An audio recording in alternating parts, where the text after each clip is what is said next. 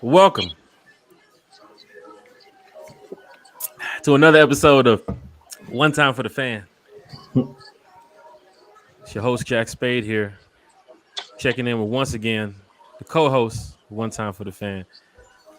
Look at this guy, Dez Dollars. Jesus Christ. Hey man, My guy. And of course, that boy Bodie, 3,000 in the building. I'm Day saying, 2 of the NFL draft, y'all. Bodie, what's up? no, I'm just saying it better be a rabbit's foot attached to that dang Ridley jersey he got on. So, can we hear the backstory about this here Ridley jersey? What's the backstory behind it? I see you over there playing cards too. You got money on the floor? it said from a wise man that the draft is a gamble, and we're gonna bet on black. So I'm gonna bet on black, You gonna bet on black? bet on black, Okay. Okay. and bet on black. Hey, you were right last night about that pick, so I'll give it to you for tonight. I'll give it to you. I'll let you wear you can wear the jersey. You know what I'm saying? Shout out to Ridley too, man. You know, it's a real disturbing situation, but got to be better prepared than that. Bodie, how's everything going, bro? I'm good, dog. Doing Did some good? research. Got my little list here, my hopefuls. Okay, your hopefuls. My hopefuls. Sounds good. Sounds good. But I know they're gonna pick some dude from North Dakota State or something. You know. North Wyoming County, North Wyoming That's crazy. Central. You know they love ICDC, bro. Yeah. The Atlanta Falcons have a lot to do tonight. They got 4 picks in tonight's NFL draft, day 2. But before we get into that, man, I want to hit you with a what's going on around the world. Entertainment, you never know what it could be. Let me see if I can find it. Apparently, there's a guy. He watched Spider-Man No Way Home. Did you hear about this? He watched Spider-Man No Way Home. I think it was 378 times, spent over 1,000 hours watching it. What type of is that? Who got that time on their hands? Somebody living in their mama basement. Tough. Mm-hmm. Tough. Bodie, could you watch Spider-Man 378 times? Man, I just watched it the first time a week ago. Yeah. So, and it's been out how long? A minute. It's been out for a while now. A minute. And I'm a Marvel fan. I should have been watching that movie. So Yeah. you know, my patience is thin. I'm like this. I'm like that little squirrel off of that. I forgot the name of that movie. I'm over here. I'm over there. All over the place. I'm all over the place. Dez, because you watch Spider-Man 328 times? Man, Or as much of a 378 Marvel times? fan 1,000 as I hours am, worth of Spider-Man? I love Marvel, but I just cannot run back Peter Parker. Can't do it. Peter Parker. Now they gotta pay me. Like you ever heard them? They do them experiments. And they make you lay in the bed for like a year or 6 months or whatever it is. Yeah. And then they pay you like $100,000. I might do it. I might think about it. Yeah. Well, that's some weird stuff right there. I've only watched Spider-Man twice, and that's all I need. You know, but there's gonna be some hero stuff going on tonight with the Atlanta Falcons. Cause we're gonna have to we need a hero in here on day 2. Drake London was an excellent pick. I ain't got no problem with it. After I sat back and watched the tape last night, seeing what's going on. It's amazing to see how you study something so much in the mock drafts personally, and then you look on TV and it's Drake London. I thought they were going defensive end yesterday. Dez, you picked it right. You said wide receiver. Bodie, you picked it right. You said wide receiver. I really thought they were going defensive end. Now looking at today, round 2, round 3. I mean, these picks are going to be flying up here in a second. The Bucks are on the clock right now, but the Falcons got to get an edge rusher today. Am I Telling the truth here, the Falcons need an edge rusher. Very much Yeah. so. Very much so. They needed one yesterday, but Yeah. not a bullet fail. Were you expected after we ended the stream? Were you expected the Falcons to trade up late and try to snag another pick, or you think they were settled with just Drake London? I didn't think they should trade it up late. Yeah. I didn't see nothing that they should have went to go get. Nothing slipping, nothing like that. I mean, Yeah. Jermaine Johnson did slip, but I wasn't giddy on him anyway. Right now, they need to play the value. They need to play their board, go down the list, and just have a good draft. Fill out this roster. Yeah. And when you say have a good draft, what is having a good draft right now for the Atlanta Falcons? Because the wide receiver was it's a wide receiver 1. So we got our guy. Mm-hmm. If you go back and you look at it afterwards, Bodie, 6'5" Drake London, 6'6" Kyle Pitts, 6'5" Alden Tate. Mm-hmm. I think you got 6'3" Cordell Patterson, 6'2", 6'3". Yeah. You have an offense that when you get to the red zone, it's tough to match up man to man. It's very tough to match up man to man on that. Plus, you got Damian Bird. Mm-hmm. You also got who else? The running back from Kansas City we spoke about, the Super Bowl champion. Yeah, Williams. So you see how the offense is setting up here? Yeah. You're looking at players that's going to stretch. They're going to stretch the ball down the field, man. They're going to move the chains. They're going to move the chains. I guarantee you.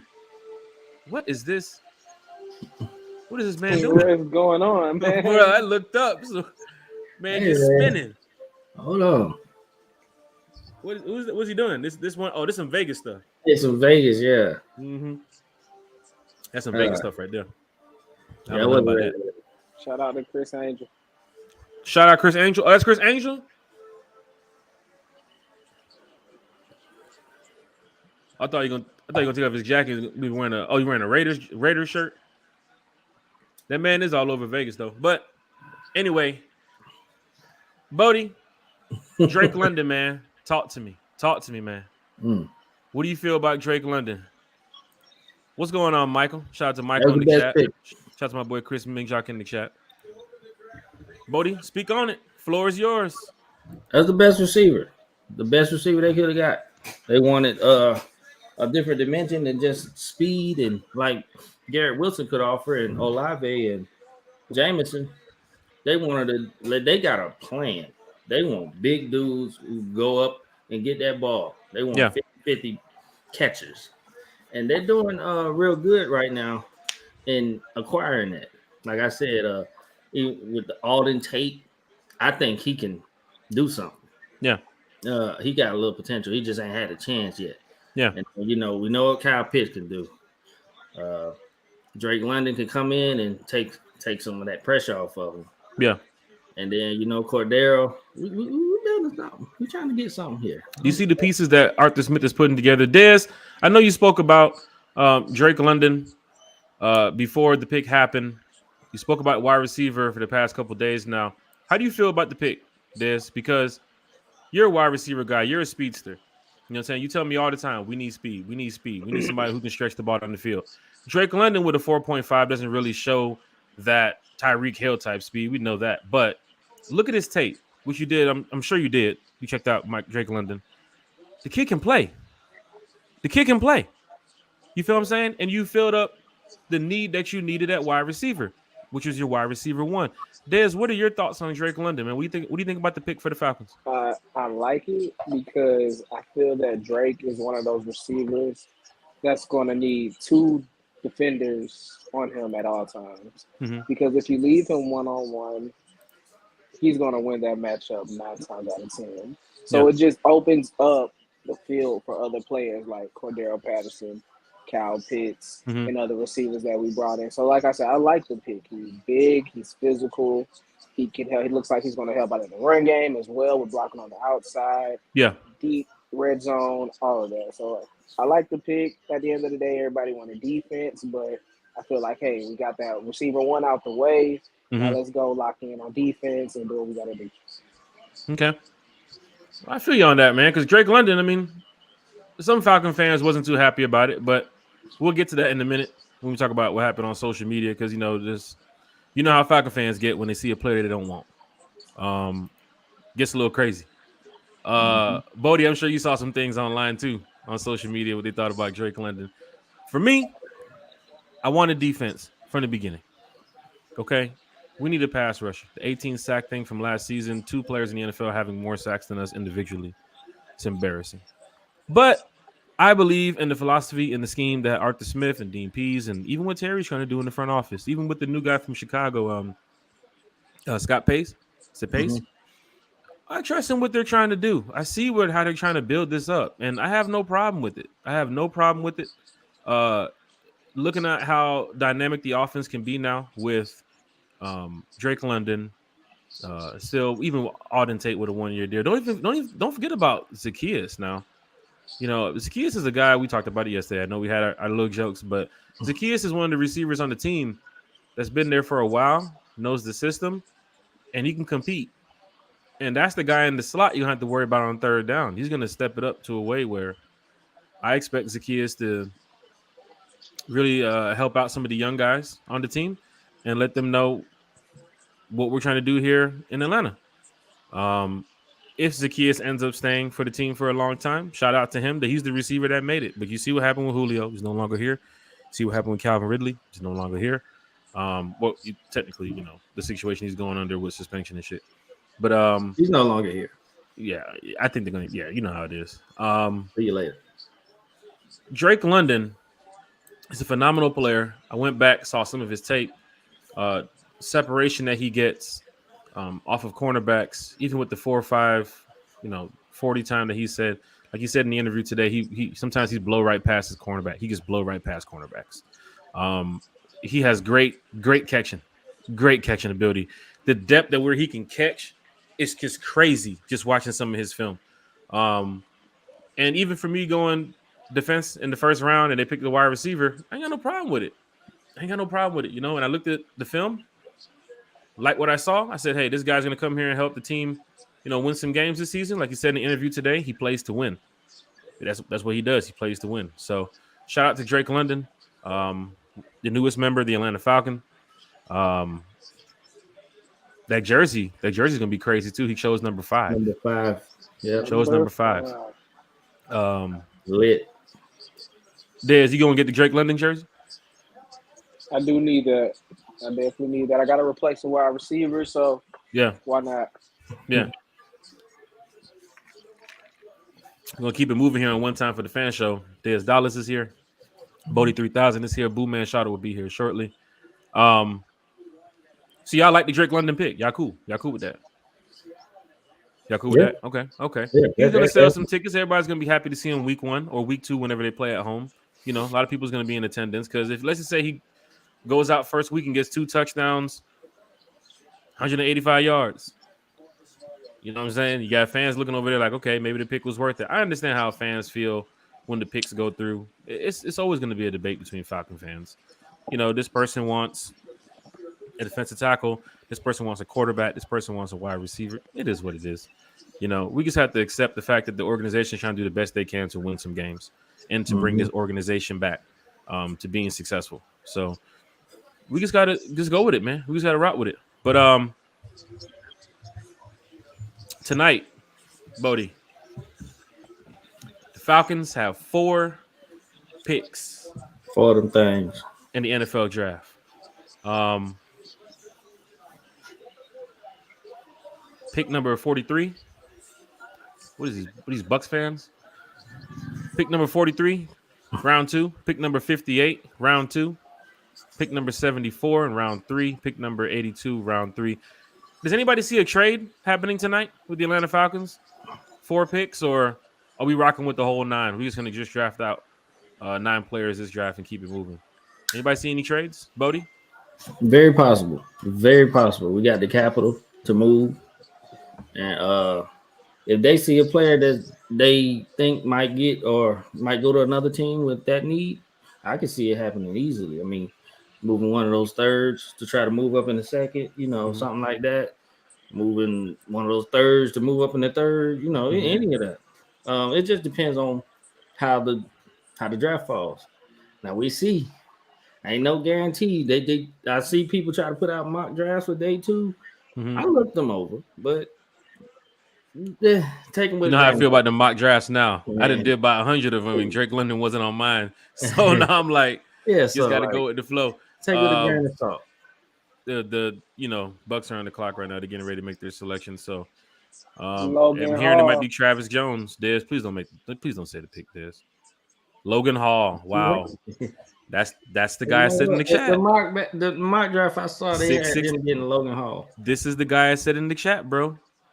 Bro, this guy right here is a good pick. That's a good pick. I had him on my mock a couple times. How about this? What if we get 2 Drakes from USC? Wouldn't that be I crazy? was thinking about that. I saw the Drake Jackson. Des, Um, fill me in on this Drake Jackson, man. You saw the tape. What do you think about Drake Jackson? he is 2 Drakes. very, The floor is yours. very, very versatile. He can get to the quarterback. He can also drop back into coverage from the edge position. I've Mm-hmm. seen him pick off screens. I've seen him swat passes. I've seen him drop back into mini flats. He looks versatile. He's fast. He's big. Stunts. He can run right through you. He can finesse around you. So I feel like he's sneaky sleeper pick. It does sound crazy to pick 2 USC players, but at that point in the draft or where we're at and those ends that are left out there, he might be the one. Drake Jackson from USC. Yes. Drake. 2 Two Drakes. Drakes. Drake on Drake crimes. Bodie, They that go Drake to on song. the Drake same Two crimes. school. Drakes. Bodie, how many Drakes you got over there? I got one Drake right here. All right. I got one. Two Come on. Drakes. Okay, 2. That's I ain't got just no problem. Green Bay's pick is in. Atlanta's on the board coming up Green soon. Bay just Tennessee, traded Giants, up. Houston. They just traded for that pick. Oh, the They Green Bay gets traded traded up for the Minnesota. pick. This is their They're wide going to receiver get a now. wide receiver, yeah. Yeah. They better go wide receiver. Well, people was talking about Aaron Rodgers and the situation of, he's the problem why they're not picking, first round wide receivers. But he just did a podcast the other day with Pat McAfee, and he talked about wide receivers being busts in the first round. Yeah. And that's why he likes going with, third and fourth, round wide receivers. He talked about Donald Driver being a 7th round wide receiver. Mm-hmm. So, the Packers might go wide receiver here.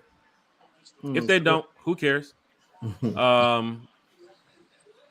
Tennessee, Giants, Houston, the Jets, Chicago, Seattle, Indianapolis, and then the Falcons come up tonight, y'all. Right here with the 43rd pick. Are we going defense? People talking about Malik Willis? People talking about Nakobe Dean. For me, I'm looking at an edge rusher. Drake Jackson does sound nice. I don't know if they're going to go 2 Drakes back to back after what happened last night. Social media kind of crumbled when Drake London was announced, but still a good pick in my opinion. Bodie, who do you think the Falcons might select tonight at 43? Wide receiver, not a wide receiver, cornerback, linebacker. What are we looking at? I'll tell you Defensive this. tackle? I'll tell you this. Let Nakobe Dean slip to our pick. We got a decision to make. Let Malik Willis slip to our pick. We got a decision to make. Yeah, like we do. Yeah. We need defense. We need a pass rusher. We got to try to get a pass rusher in this situation. Mm-hmm. And I'm looking at Drake Jackson. I'm looking at Here goes the Packers. Christian Watson. Christian Watson. Christian Watson. There's you Damn, on this shit- ESPN. Look at that damn head. Yeah. Yeah. There it is. He's That's their wide 6'4". receiver. That's and the second round pick becomes the wide receiver 1. So you see how I was looking at it when it comes to a wide receiver in the top 10 picks. You could have got this on the second round. Yeah. You know what I'm saying? I understand Drake London is an amazing athlete. Shout out to Drake London. I'm gonna support and salute Drake London being a Falcon until that time comes. But Christian Watson is a decent pick, man. That's a good receiver. Yeah. That's a good receiver. I was thinking if the Falcons didn't go wide receiver in the first round, they would have went for him in the second round. But you see, he's second off the board in round 2. So, Shout out to Christian Watson, man. But I'm sorry you played for the opposing team. Now we got to go after you, man. You know how it is, man. So you're probably gonna have like one touchdown, maybe 100 yards for the whole season. Tough, man. Keeping it moving. Falcons coming up soon. Bodie, you was talking about the selection tonight. Yeah. Fill us in on what you think's going on. Like I was saying, if N'Kobe didn't slip to our pick, we got a decision to make. It's just you gotta consider him. Malik Willis, the same thing. People thinking he could go in the top 10 if a team wanted him. Now he out here in the second round and he slipped our pick. Yeah, you gotta decide. There's something to be decided there. Like I said, the biggest need is DN. They gotta go after a DN that they feel has the most upside. And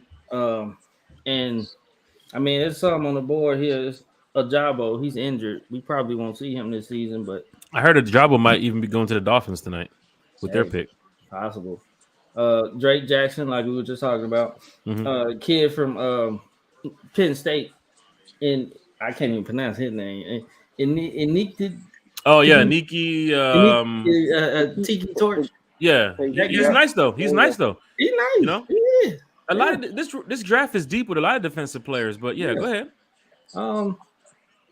Yeah. So it's either one of those pass rushers, or if Malik Willis or Kobe Dean's there, you got a decision to make. That's how I feel.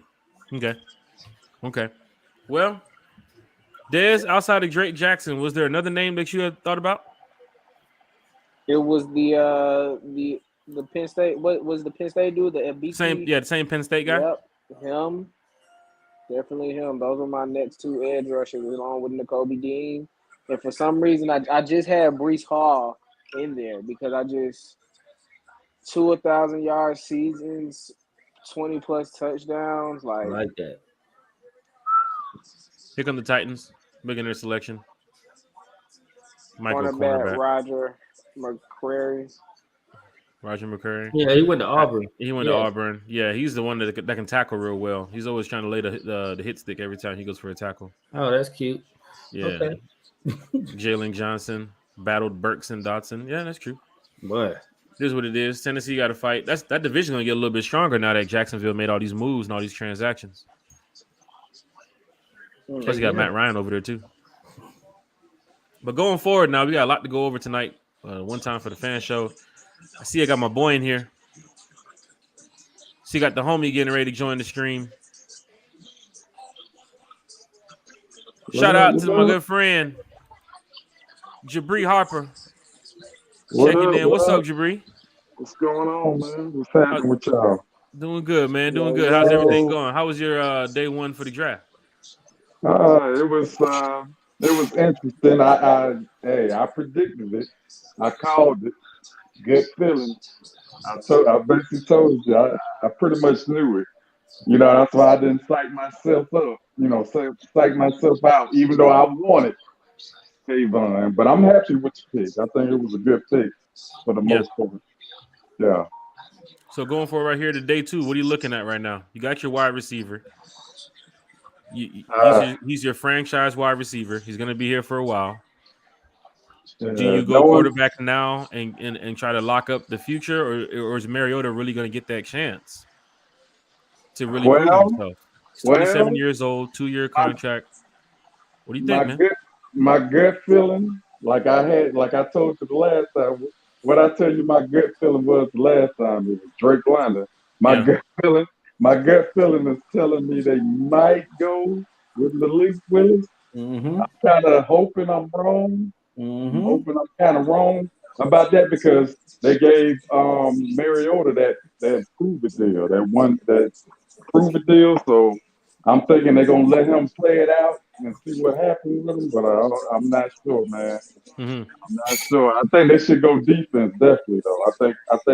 I think like everybody else, I think we should definitely go defense. Corner, pass rusher would be definitely, something that we definitely need. For sure. So much going on with the Falcons tonight, man. It's going to be interesting because we're about maybe less than 20 minutes away, the way this draft is moving, to get to the pick of the Atlanta Falcons. I think they go defense tonight. Last night, wide receiver. Tonight, you go get your guy for Coach Pease. I'm not going to say defensive line or linebacker, cornerback. I'm just going to say he's going to go defense, and hopefully the pick is going to be a pick that is going to come in here and make an impact on week 1. Because whoever's showing up here with the 43rd pick will be on the field week 1. Part of me is wishing the Kobe Dean. I ain't gonna hold you. If it's the Kobe Dean, how are they going to use him? I heard a lot of people speak about Nakobe Dean being too small to play the linebacker position, but I want to hear that. Yeah, you say the same thing about Zach Thomas. You know who Talk Zach about Thomas it, is? Zach Thomas, 5'11", Hall of Fame, stud. Zach Thomas was. They said he was too small. They said he came in and he had a hell of a career with Miami. Like you say you too small, but that boy got heart. Yeah, Kobe Dean got heart. He was the undoubted leader of the national champion Georgia Bulldogs. Go Dogs. Go Dogs. Yeah, and plus, we talked about it yesterday. Can you really have a successful draft and hit it, nail it, without drafting a Bulldog? Nakobe Dean still on the board. There's a couple more Georgia Bulldogs still on the board. The late round ones, right? I know the offensive tackle is still on the board too as well. The guard, Sayer, I think he's still on the board. Jabri, can you nail this draft without selecting a player from the University of Georgia? Will fans be excited about that? The national champions in your backyard? Could you get away with this draft by getting an A grade or a B grade and not select a player from UGA? See, Michael Nellum's in the chat. Shout out Michael Nellum. Defense twice, 3rd round, couple with pick 58. He wants defense both picks. Yeah, I think so, but I mean, I would love to have it. I wouldn't mind having a Georgia Bulldog. You know what I'm saying? Bring somebody home for their home cooking. You know what I'm saying? Yeah, definitely.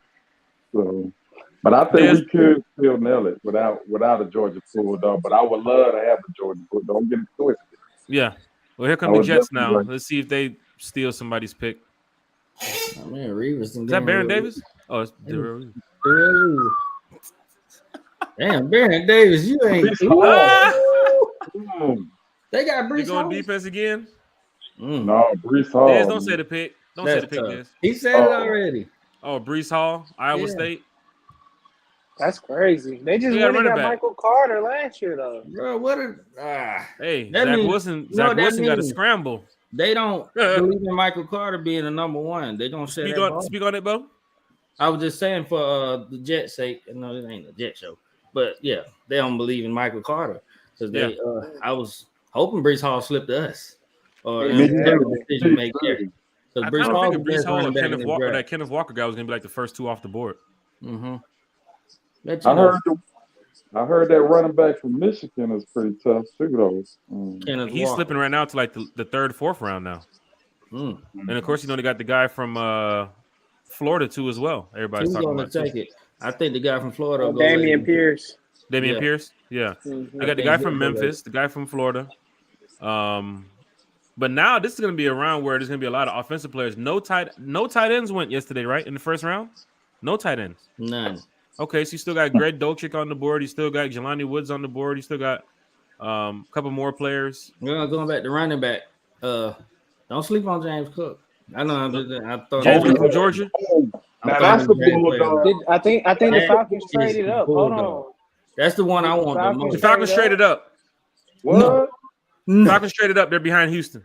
They're behind Houston. Wow. Is this Nakobe? Hey. Is Nick? It better be. Hey. Falcons traded up.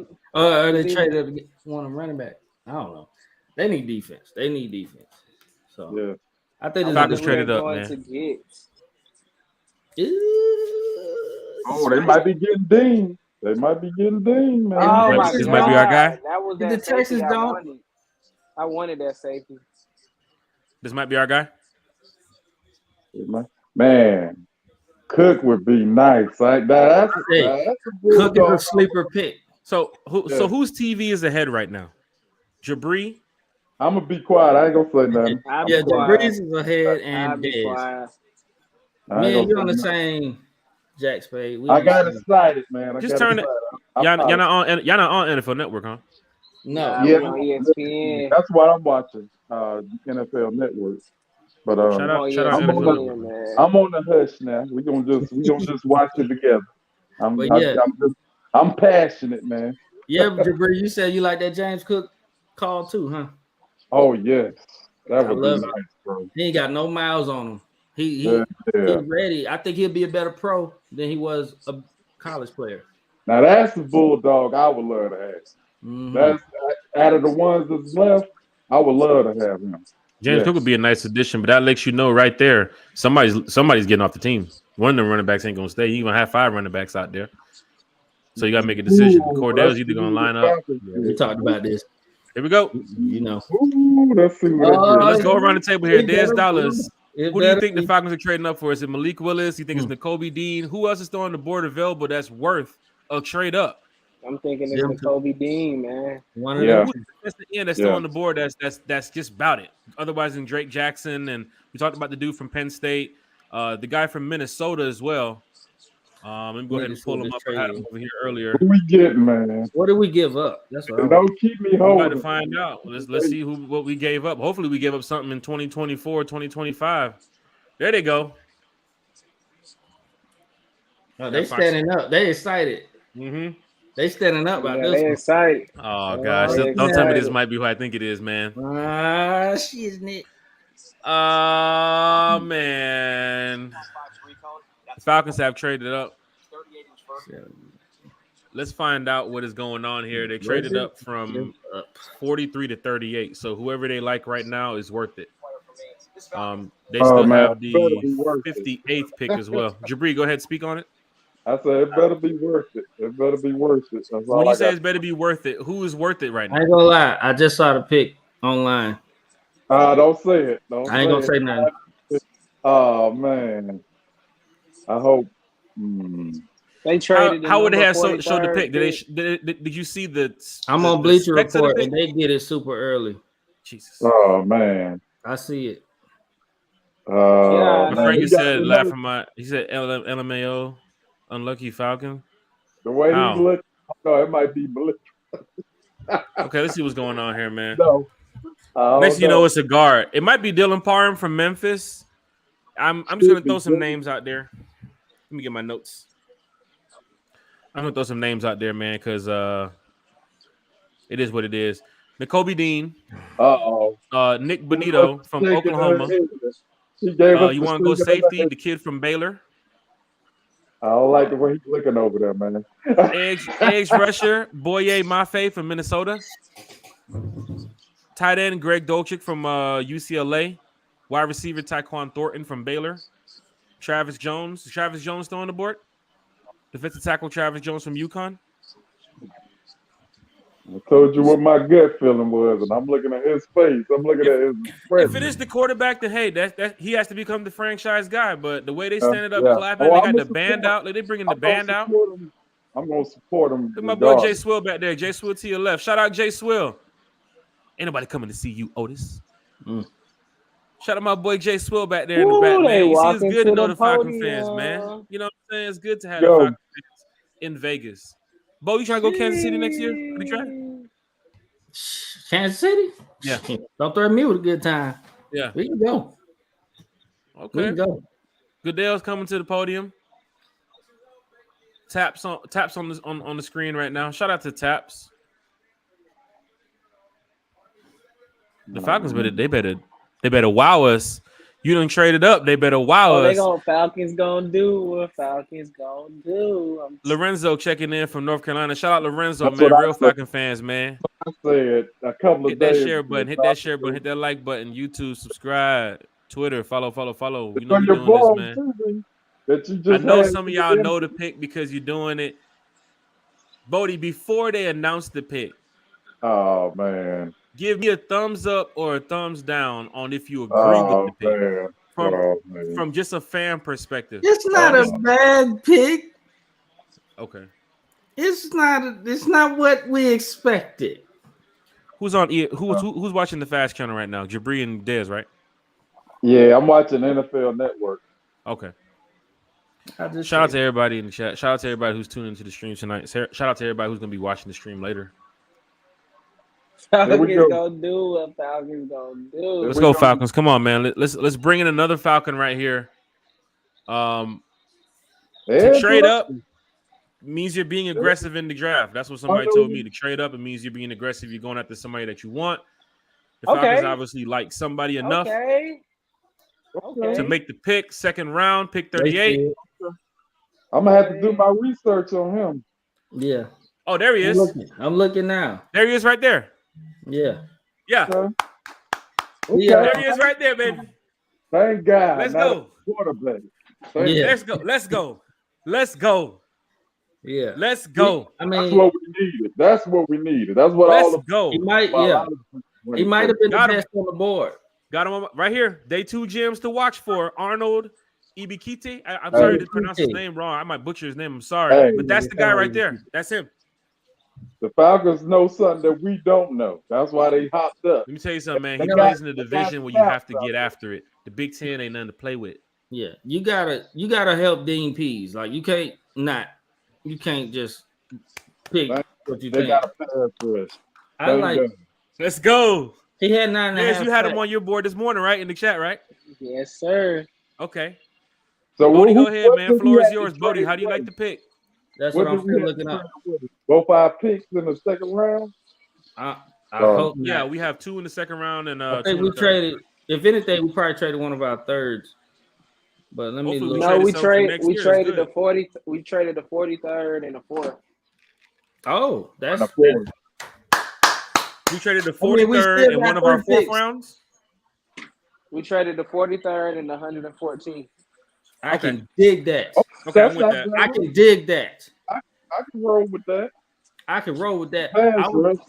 I was thinking they traded one of their thirds, but I'm so glad they did. I'm with that. I love that. That's a nice pickup. Hey, that's a nice pickup. You got the guy, 121 tackles, 28.5 for loss.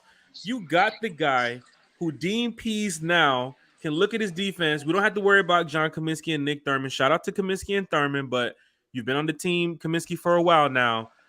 Fans are kind of like, we need to get to the quarterback, and this might be something to appreciate Grady. Maybe if they don't go D-tackle in this draft, I think they're going to keep Grady. That's number one.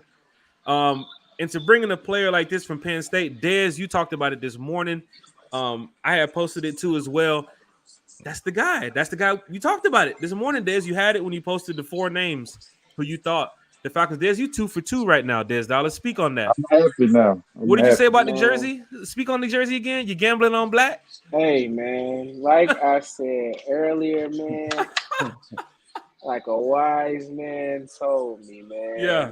This draft is a gamble. Yeah. And I'm betting on black. Shout out to my boy Dez Dollars in the chat. Jabri Harper, we want to get to you in 1 second. Bodie, 3000, talk to me, man. Pick is it? I'm looking at this cat. Let's go. 9.5 sacks last year. 2 forced fumbles. He looked like a stud, man. Like he looked good. He's a Cameroonian, so he was born out there where Embiid is from. And he's an official pass rusher too. He's not a. He had 18 tackles for loss last season. That is 121 tackles in his career at Penn State. He looks good. He looks good. Jabri, looking at this pick right now, you got Drake London now. Mm-hmm. Of course, Falcon fans, I know a lot of them. You know a lot of them. Some people will agree with the pick. Some people won't agree with the pick.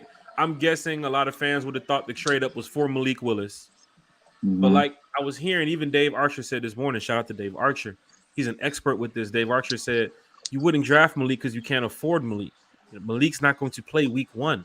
You want players that's going to be on the field week 1. And hearing that, for them to trade up and go get this defensive end, I still can't pronounce his name, and I won't try to butcher it either for the respect of his name. But Jabri, tell me about this pick right here. Do you like the pick? We got somebody to go after the quarterback. We're attacking the defense with the first pick in the second round. We traded up. Talk to me, Jabri. I love it, man, because that means we won't be getting – I'm guessing we probably not going to go after no quarterback in this draft. Yeah. It feels good to me because I don't think there's no quarterback, honestly, worth going up for to get in the draft, in this draft. Yeah, Next year draft, different yeah, story. Different yeah, story. yeah.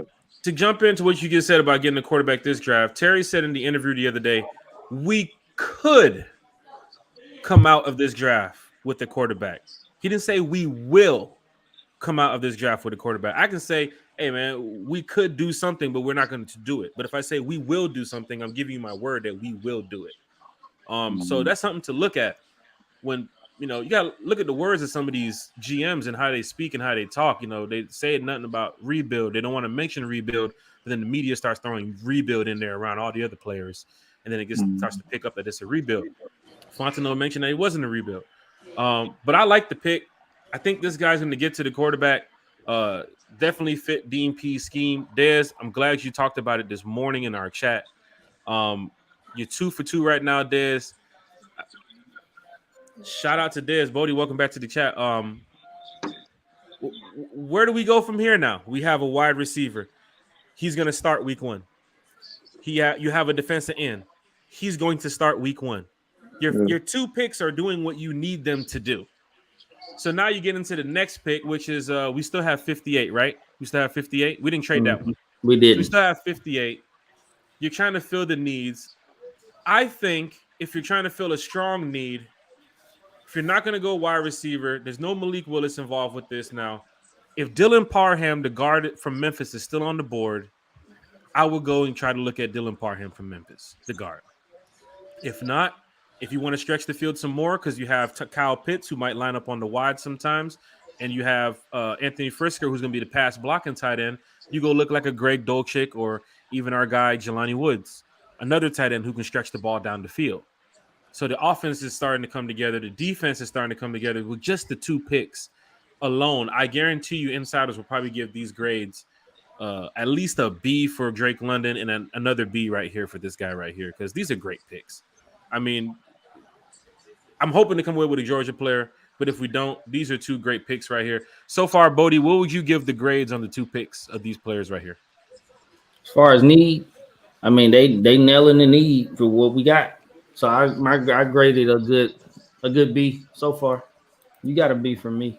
Got to Like, be. you're doing good. You're doing good. And you traded up to get your guy, and you did not have to give up a third. So you got a Carolina Panther fan here in the chat. Joe Gonzalez. Who the funny dude on the top left with the headset, man? It's me, man. That's who it is, man. Panther fan. I hope you're watching the draft, Joe. I hope you're watching. You see what's going on. We're drafting the players that's going to defeat the Panthers this season. They're going to assist with the team in beating the Panthers. Especially But to carry on, Jabri, what do you give the grade so far? Yeah, I say about a B. Yeah, that's fair. A B, about a B. B minus or B plus? I give it no. Don't do that. Don't Got do to throw that. you in here. I say a B plus then, B plus. because You I got a like pass Drake rusher. London. He's going to I get to like the quarterback. You got a wide receiver. He's going to stretch the field. He's a red zone target. It's got to be a strong B. I like the aggressiveness of the Falcons going after what they need and want. I like that, so I give it a positive B plus. Okay. Going over here to Dez Dollars. Dez Dollars, what do you think about the draft so far? I mean, you got to be pleased with it. You said Drake London. You mentioned this morning one of the players in the 4 names that you named. He got selected. You saw the video. You saw the tape. The guy's an edge rusher. Are they attacking what you need as a fan? I definitely like where we're going so far. Wide receiver was a need. The edge rush was a definite need. Now I really want to see us go fill. I'm just not satisfied with the safety core. I want a safety. I want somebody back there that's gonna fly, be everywhere. I want him to be there in coverage. I want him to come downfield. I want to be able to make that tackle. We need that safety, and I hope we can get that out of the draft. Looking at this pick right here, I know he's a rookie, but looking at your edge rushers right now for the team, I mean, who knows where they're going to line up Marlon Davidson and everybody with this 3-4 scheme. I'm sure Coach Pease has a brilliant plan to get this defense together. But does this pick right here make your defense better now? Your defensive line? Des Dollars? It definitely gives us a boost. I do say that. We won't know until we see until we see him on the field. on film. Because Yeah. all we see right now is what he has done in college and in his combine scores of basically his ability of what he can get to. So once he gets on the field and maybe we see some, preseason games and we maybe get a gist of what he'll be like, maybe we can say it did help out. But I do think that it is a boost to what we didn't have to what we needed. So it definitely is going to help though. Bodie? Yes, sir. Does this pick improve your defensive line if Grady's still there? I know that he hasn't touched the field as yet, but seeing the tape, seeing how they traded up for him, as a fan, does that get you ready to say, okay, we got us a little edge rusher in the second round. We're gonna do something. Does that get you into that mode, or is it more like, oh man, same old Falcons until we see him on the field? Nah, I mean, Falcons would have been different. I think the last regime, I mean, we ain't speaking, but last regime would have been, they wouldn't have did that. They probably would have tried to do something else, team captains. That was Dimitrov's thing. Was we got to get all the team captains in the world. We're gonna be just good because we got so many team captains. I hate it, but you pick the best player. Pick what we need, and what they did, what they're doing. They picking what we needed. He had 9.5 sacks. That means he can get to the quarterback, and he had 18 tackles for loss last season. It means he's in that backfield, so he's got a motor on him. So I'm excited. I think this pick does definitely improve a bit of your defense because we've seen what John Kaminsky can do in the 4-3 and the 3-4. And shout out to John Kaminsky because he's on the Falcons for a reason, but we want to see more. We need more, production coming from a player like John Kaminsky. I heard him too. I know. It's a lot, man. It's a lot. But Boye Mafe going to the Seattle Seahawks, I had him on my report too that I posted this morning with some of the players that still left in this draft. Actually, one of my friends just texted me and said, appreciate that little report because the player that we posted was on the list and he got selected by the Falcons. A lot of Falcons, they go off of these big name players that's getting all this media hype and they think, we got to draft this guy. This is what's going on in the boardroom, Falcons fans. It's not just what we want. This is what's going on in the boardroom. Terry Fontenot, to Dean Pease, to everybody that's working around the clock to make sure this team comes together. They will draft who they want to draft. We as the fans have to respect that. Now you can see with that pick, the trade up, there's no Malik Willis involved in this. And Falcons fans have to come to terms of like, I guarantee you on social media they're probably posting, you went and got this edge rusher, Malik Willis is still on the board, N'Kobe Dean's still on the Oh yeah, they got this disrespected They decision. more the fans that wanted Willis is more like Dre. Yeah. You got to deal with it now.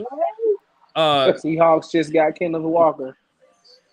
They got a running back, and so they just went and got a edge rusher and a running back.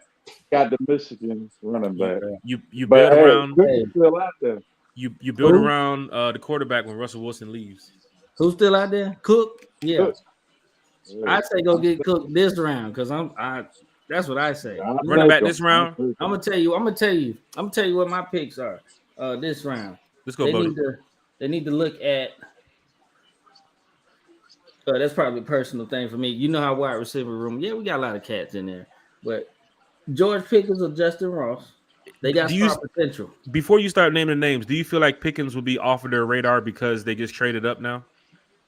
Or do you think Pickens might be still on the radar? I mean, Pickens, that'll be a luxury pick. We need so much stuff. Okay. I ain't gonna lie. So that's a me pick, honestly. George Pickens. Anyway, but we need a running back. James Cook is coming. I mean, he's on the board, and they're making a run on running backs right now. So I think about James Cook right now. Safety, we do need safety. The safety, Jaquan Brisker from Penn State is the best safety left on the board. Yep. We need to look. You don't think about Baylor, Pittier? He's gone. Oh, he's gone. He just got picked. Yeah, he's gone. Oh wow. Yeah. So it wasn't the Falcons. I don't care. All right, let's keep moving. Go ahead. Yeah. So we need to look at that. We do need another pass rush. I mean, why not? You know what I'm saying? Hey, Should the take another. Falcons come away with this draft, Bodie, with 2 pass rushers? They could absolutely. They could. We got enough picks. We got 3 more bodies to bring in today. But sorry, Jabri, are you okay with the Falcons coming away with 2 pass rushers this draft? Oh yes, most definitely.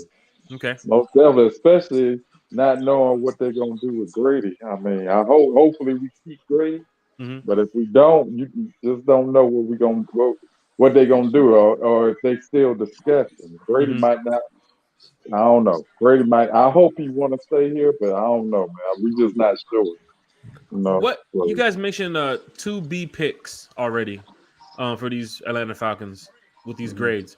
What would give you an A pick for your next grade? I know it would be the 3rd pick in the draft, and it's hard to get an A from that. But to your opinion, I mean, you guys are not the NFL insiders or NFL Network guys.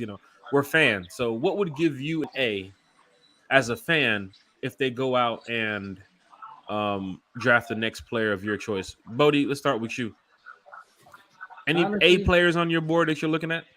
I mean, shoot, you can't lose with N'Kobe Dean. You can't. Like, if he's end up being there, and you keep sliding, and you get value out of that, that's possible. You can get an A out of that. That's considered. Just keep filling holes. Let's go with N'Kobe Dean. We could go with the safety, Brisker from Penn State.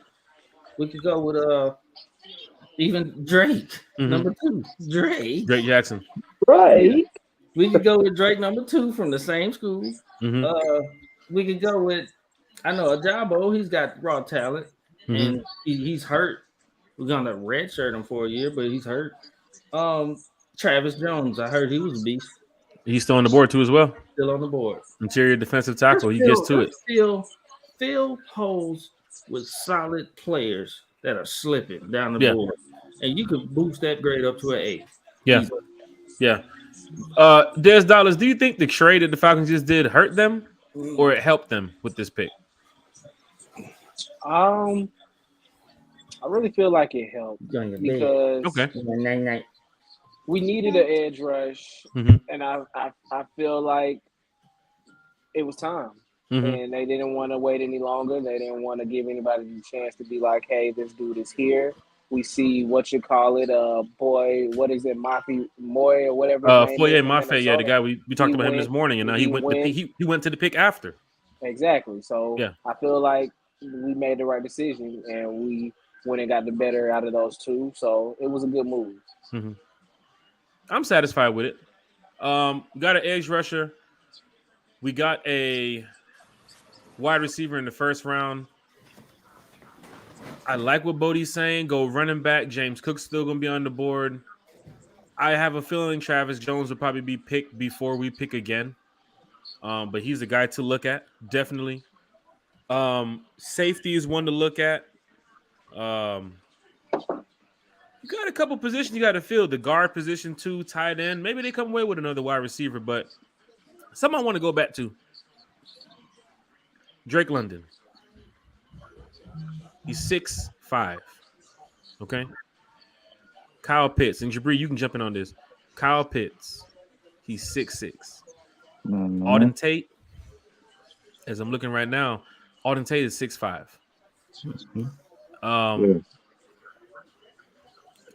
Do you understand this red zone threat that the Falcons are about to put together going forward into this season?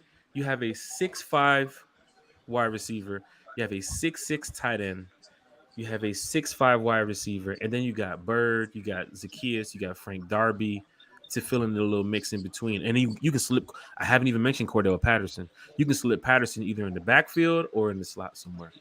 Do you know the red zone threat that we present now with some of these players? You can just throw it up, like Drake London said. Just throw it up, and I'll go get it.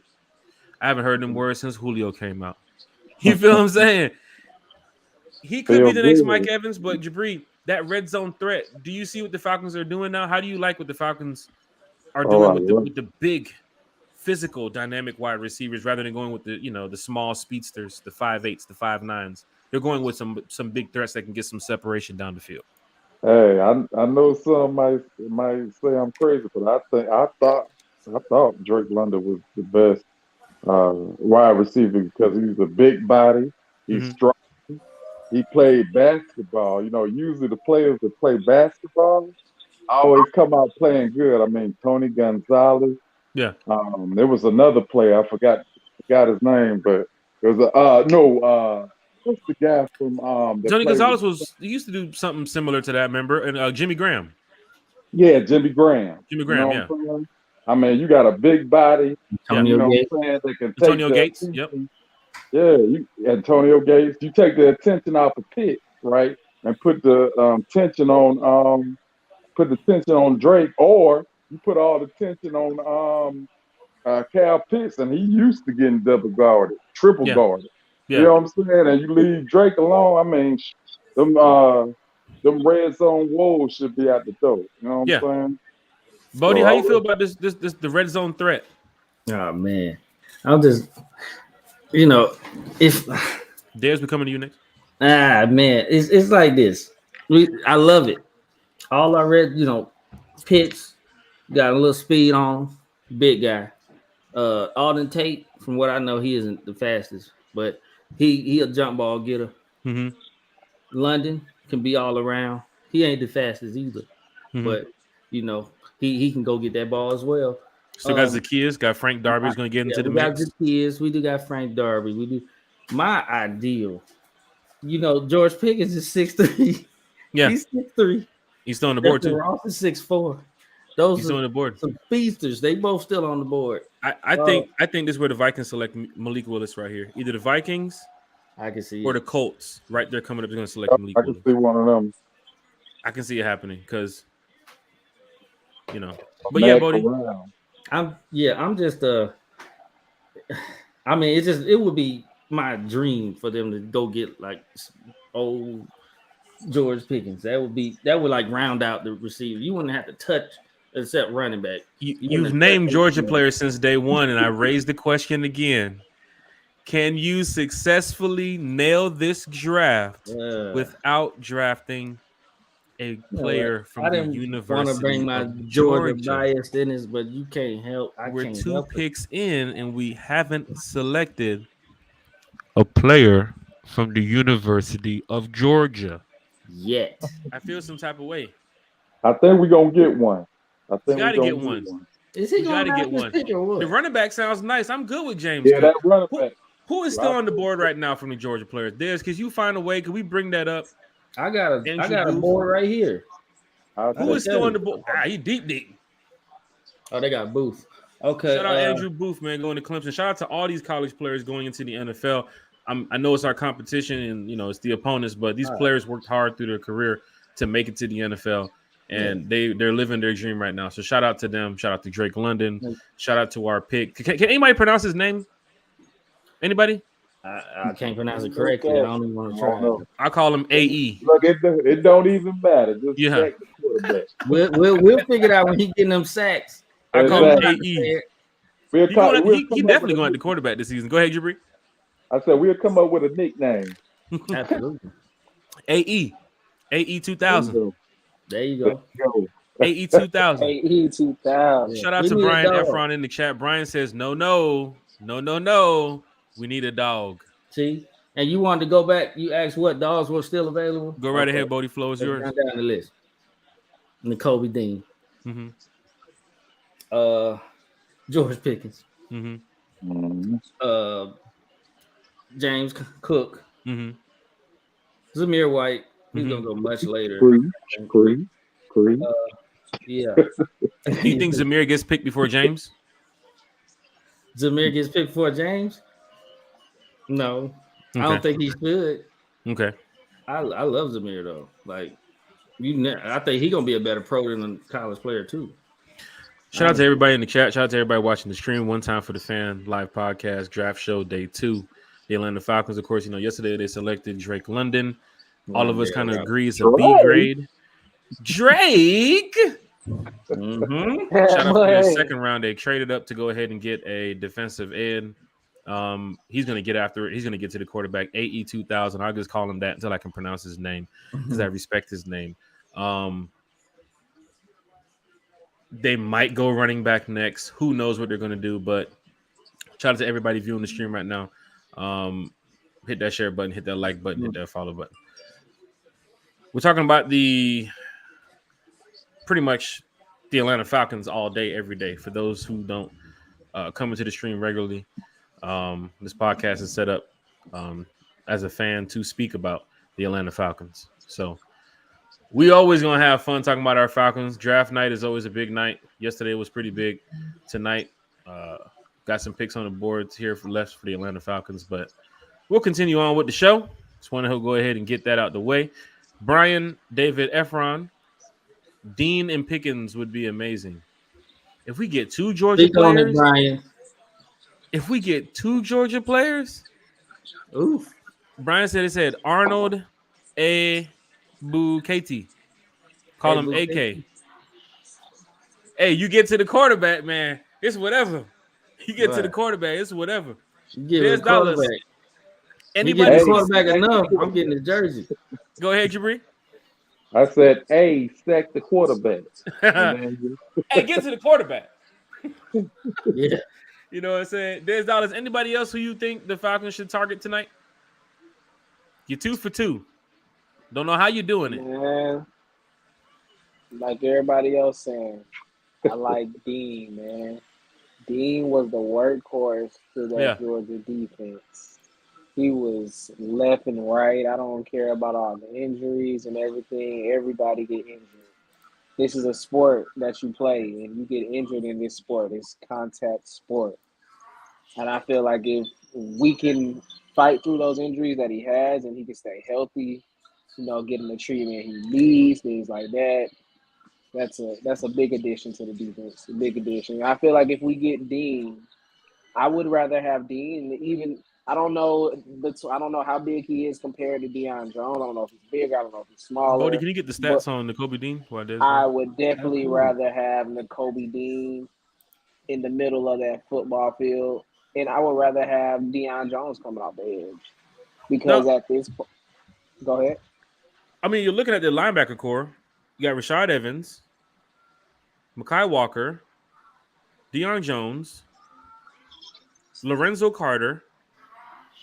You got your 4 right there. Anybody else I'm missing? So they're going to go linebacker this draft. Yeah, they're going to pick somebody up. You're playing a 3-4. You need a good 6-7 linebacker. Running around with a 3-4.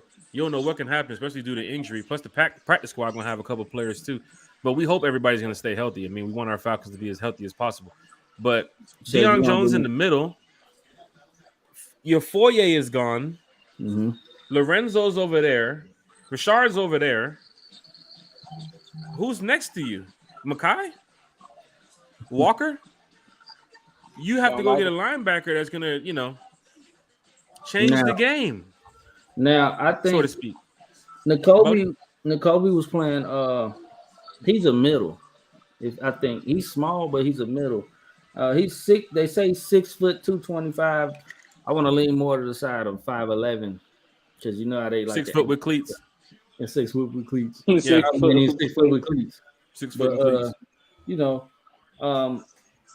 He's just he's a leader. He's just a natural born leader, just a headhunter, man. If we do get him, I mean, not just for the Georgia fandom, but like it would fill a hole. Yeah, it would fill a hole. Yeah, and it definitely helped the defense out because I think they're gonna probably load up on defense today and tomorrow. You have how many picks left? Yeah. We traded one. We got 7 picks left. I think 7. A couple of wide receivers and defensive players. A couple wide receivers and defensive players. Yeah, I might take a running back. I would probably take a running back. The running back kind of shows you somebody's getting cut. You got to. You resigned Quadri. You got Damian. Look. Oh, not Damian. You got was it DeMarcus? Yeah, Damian Williams. Damian? Yeah. Damian Williams? Okay, I just want to make sure I got his name. I be butchering names sometimes. You good. I'm sorry. We got guys, but we don't have all those guys have had a chance to try to be a guy, the number one. Damian had a chance, and he did okay, but he's not a number one running back. Quadre had his chance at the end of the season. He was inconsistent. He's not bad either, but inconsistent. Mike Davis. Oh, Just John cut Mechie. Mike Davis. John Mechie's And gone. John Mechie. I think he was more of a third round projection, which is crazy. John Alabama Mechie, receivers played in the national championship game going in the second round. That's tough. I mean, he did. Mechie's a good receiver. Him and Jameson did rip Williams. I his mean, leg I'm a up, Georgia too. fan, but I recognize Real. He's a good receiver. He is. He is. We're gonna play Houston this year. See, That's AFC it. South, man, they George loading up. Pickens. I ain't gonna have it just too easy over there. Keep falling, George Pickens. Yeah. George Pickens keep on. Who's the rest of the wide receivers that's still left on the board? Ross is still on the board from Clemson. Justin Ross and George Pickens. Shakir's still on the board from Boise State. Mm-hmm. Romeo Doubs, whatever his name is, he's still on the board from Nevada. David Hall. Is that David Hall. Mm-hmm. You got a little something going on right here, man. A couple of the day two gems. The Atlanta Falcons still have on the board. They have a lot of David players Bell. left. His name is David Bell. David Bell? Yes. Okay. So do we know who the running back one is going to be, or we're looking to probably get a running back here in this draft and continue? I know you got 4 running backs on the roster. Quadri, you signed again. You brought the kid from Kansas City. Cordell's probably going to be listed as a running back. And then you got Mike Davis. If you draft a running back tonight, you're not going into the season with 5. Cordell, you're not going to put it the wide receiver on your depth chart. Somebody's getting cut. Got to cut. Gotta cut Mike Davis. I'm sorry. Gotta cut Mike Davis. Gotta let him go. Yeah, let him go. And then not to mention that I like Cordell. Cordell is real good. Don't get it twisted. Don't get it effed up. But he is getting up in age. Let's just be realistic. That's what we are. That's what this show is, a realistic show. So we let's keep it real. But I would love to cut Mike Davis. Definitely. Get him out of here. Well, fans are their own GMs. So that's why they, hit the social media quick and they start mentioning. It's all business. It ain't nothing personal. It's all business, man. That's all it is. It's and as business. a fan, you just got to respect gave him the a chance. the Falcons are going to make. Signed him.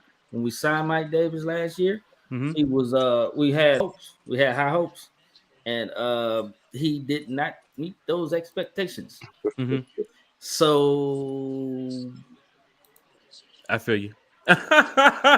Time to go. Hey, if they go ahead and select a running back, it is what it is. I'm all for it. I would gladly take Cook. I'm with my man. I just want a Georgia player. That's all I want. Look at my boys right there in the front. Thomas Scott, the Falconator, right there in the front row, taking pictures. Thomas Scott, when you see this man, just know I saw you on NFL Network in the front row taking them pictures, bro. Why do you keep showing this man tearing his Achilles on national TV? Like, stop doing that. What's going on? They're talking about David Ojabo. And then David Ojabo. Shout out to David Ojabo, man. I think that's a tough injury to go through on your pro day. Yeah. That's a tough injury, man. But they keep showing him tearing his Achilles on his pro day. That's I'm showing that on TV. I hate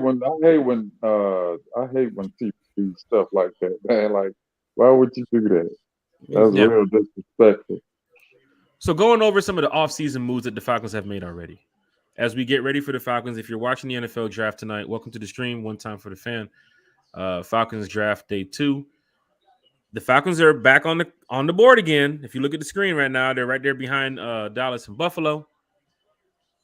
Oh, yeah. I would like to see a running back or somebody selected from Georgia, Nakobe Dean, George Pickens, James Cook. I mean, give me looking one at the picks right now, a Georgia player should be sitting when ATL gets on the board.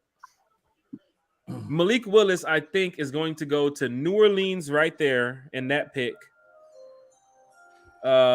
Indianapolis. Oh, let's see who the Ravens got. Baltimore doing it up, man. They picked Kyle Hamilton in the first. They doing their thing, bro. Who they get? Hey, I clap for that. Baltimore. David Ojabo. We just talked about David Ojabo. Congratulations to David Ojabo, man. Baltimore know how to draft. That's why they always up here. But guess what? They get the right players. But we play the Ravens this season, so 35-17 Falcons. Sorry, Lamar. Sorry, Lamar. Going over some of the offseason moves, we'll get back into it. Everybody's joining the stream right now. Hit that like button, hit that share button. One time for the fan on YouTube, one time for the fan on Twitter, one time for the fan on Facebook. Got my boy Bodie 3000 in here with me. Got my boy Jabri Harper in here with me.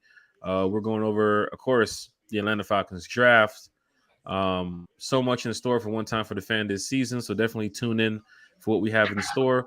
The podcast that will be up on Spotify and Anchor for season 3, episode 2 will be out tomorrow night after the Falcons make their last selection. So tune in for that too as well. But some of the offseason moves that the Atlanta Falcons have made, Bodie, Jabri, if you guys want to chime in here, what player,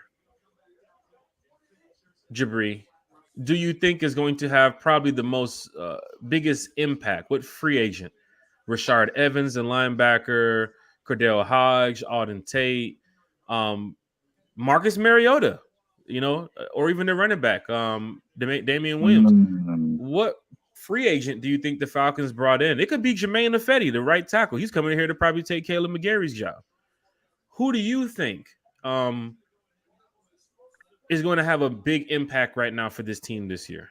Maybe one player. You can throw it out there. I would say the Georgia Bulldog, Carter. Yeah, Lorenzo Carter.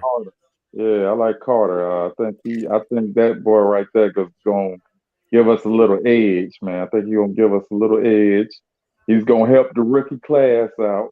Mm-hmm. You know what I'm saying? Give him some knowledge. Mm-hmm. And yeah, I like him. And I like Mariota. He just gotta stay healthy, man. Mm-hmm. Mariota just gotta stay healthy. I ain't saying Mariota is way up here, but he's a fairly good quarterback, man. I don't know. He might shock us, man. He might have a little chip on his shoulder. So, I'm gonna tell you right now, and Bodie, you can jump in here. I know you're gonna select your player shortly. I like Mariota. I think a healthy Mariota and Arthur Smith scheme, with what they're getting ready to run. Is that Keenan Michael Pugh? Josh Pascal from Kentucky, defensive end. He's an all right defensive end. I heard about him, Josh Pascal. I remember when he played against Georgia that game last season, but we tore him up, though. We tore him up. But I like Mariota. I think Mariota, a healthy Mariota, with Arthur Smith's scheme, can make something happen. The wide receiver pick now, looking at what Arthur Smith's trying to build, I think Falcon fans need to do that. They need to look at what Arthur Smith's trying to build with the offense. You got a couple speedy running backs. You got speedy slot receivers, and you got big, powerful wide receivers. Talking about some monsters. The monster package, I would say, is Auden Tate, Drake London, Cordell Patterson, and Kyle Pitts on the field. 4 wide receivers at the same time. You can even go, if Mike Davis is staying with the team, power back in the backfield for an extra block. I'm telling you, a monster package like that, you moving the ball down the field some way, somehow, I guarantee you. Plus, you have a mobile Mariota that can get it going. But, Bodie, you talked about Lorenzo Carter. Do you think Lorenzo Carter is going to have the most solid impact going into this season? I think he's got the chance to. I mean, from what he showed as pass rushing last year, he had 5 sacks last year, more than any Falcon player did last year by himself. Mm-hmm. He had I can name a couple players who had more sacks than the Falcons last year by themselves. Go ahead. He had more sacks than any Falcon player did last year. Yeah, and he didn't even play the whole year. Mm-hmm. It was crazy. He got most of those sacks at the end of the season, for what I heard. I'm most excited about him, and he's young, 26. He's 26. He's still getting better. Mm-hmm. He could have his breakout year this year. He could go get those double-digit sacks. And then we keep filling these holes like we're doing now. Man, I'm probably most excited about Carter. I said it yesterday. I brought it up yesterday. Lorenzo Carter is probably my most exciting free agent offseason move. Lorenzo Carter's a good pickup. And you got him on a 1-year deal? 1-year deal. He's coming in for the payday. If he shows out, hopefully they throw a bag at him. Oh, yeah. He will. He's a dog. He's a dog. And he's a dog. The Falcons, I think, have done a lot of decent free agents. They brought in a lot of decent free agents over the past couple of weeks. Players that's going to help out and not only, show up on the depth chart, but they're going to get into the game and they're going to make an impact. Player that I'm watching definitely is Lorenzo Carter, Rashard Evans, and after the Drake London pick now is Auden Tate. That's why I keep mentioning Auden Tate. I think this guy can really prove himself on the field. We still don't know what the official depth chart is, if he's a 3 or a 4, however it is. Jabri, definitely chime in on what you think. Your I'm thoughts shocked. and opinion. I'm shocked we didn't say one player yet, though. The corner. Well, I think Casey Hayward is just going to automatically prove himself. He's been a proven cornerback in the league where I'm excited for Casey Hayward, but then again, I'm looking at another player thinking, I need somebody to make a major impact out here on the field. I know Casey Hayward's going to do his job. That's a top 10 corner. That's a Pro Bowl before coming to the Falcons. And not just that, he's going to have an impact on, I think, AJ Terrell. And if we happen to get maybe another corner in the draft, he can impact. I mean, just any corner that he's working with within our team. I think he's going to, raise up the. You know what I'm saying? Yeah. And to piggyback, I would say to piggyback off of that, he is a good corner. They wasn't testing Terrell because our other corners wasn't living up to the billing. So we bring that guy in, Hayward. He's a good corner. So that means you're gonna have to throw to Terrell sometime. Yeah. And it's just gonna bring him up. That's all it's gonna do. Bring him up.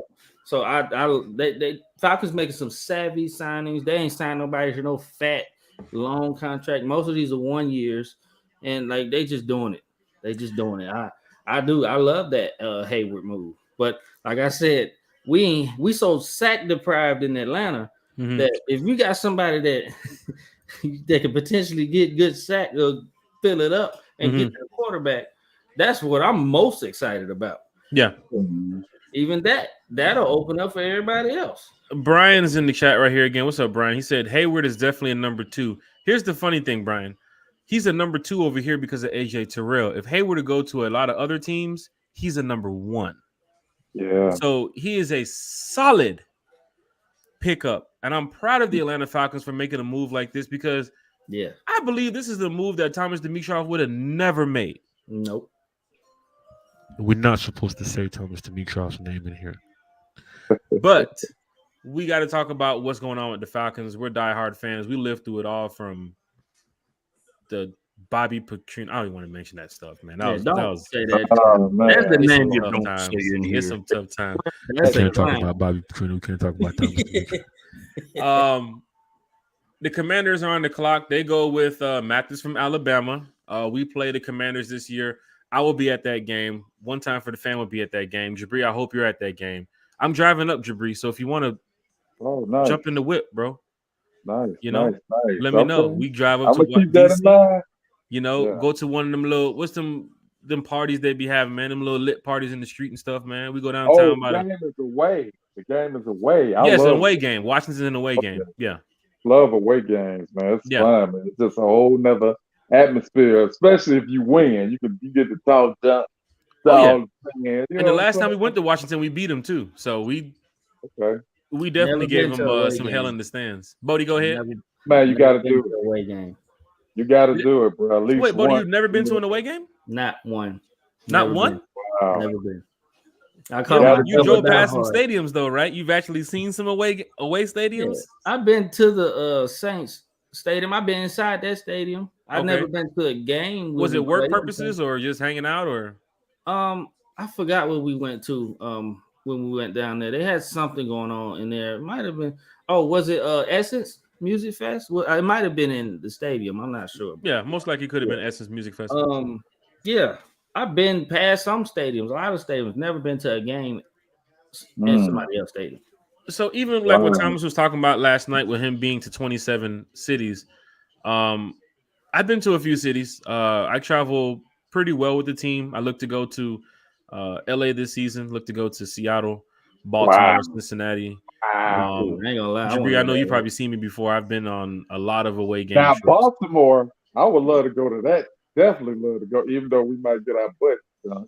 I mean, you wake up expecting a win, but at the end of the day, you just you pack your bags, you head home, and you got work tomorrow. I'm not saying we are going to lose. I'm not saying that. I'm a diehard fan.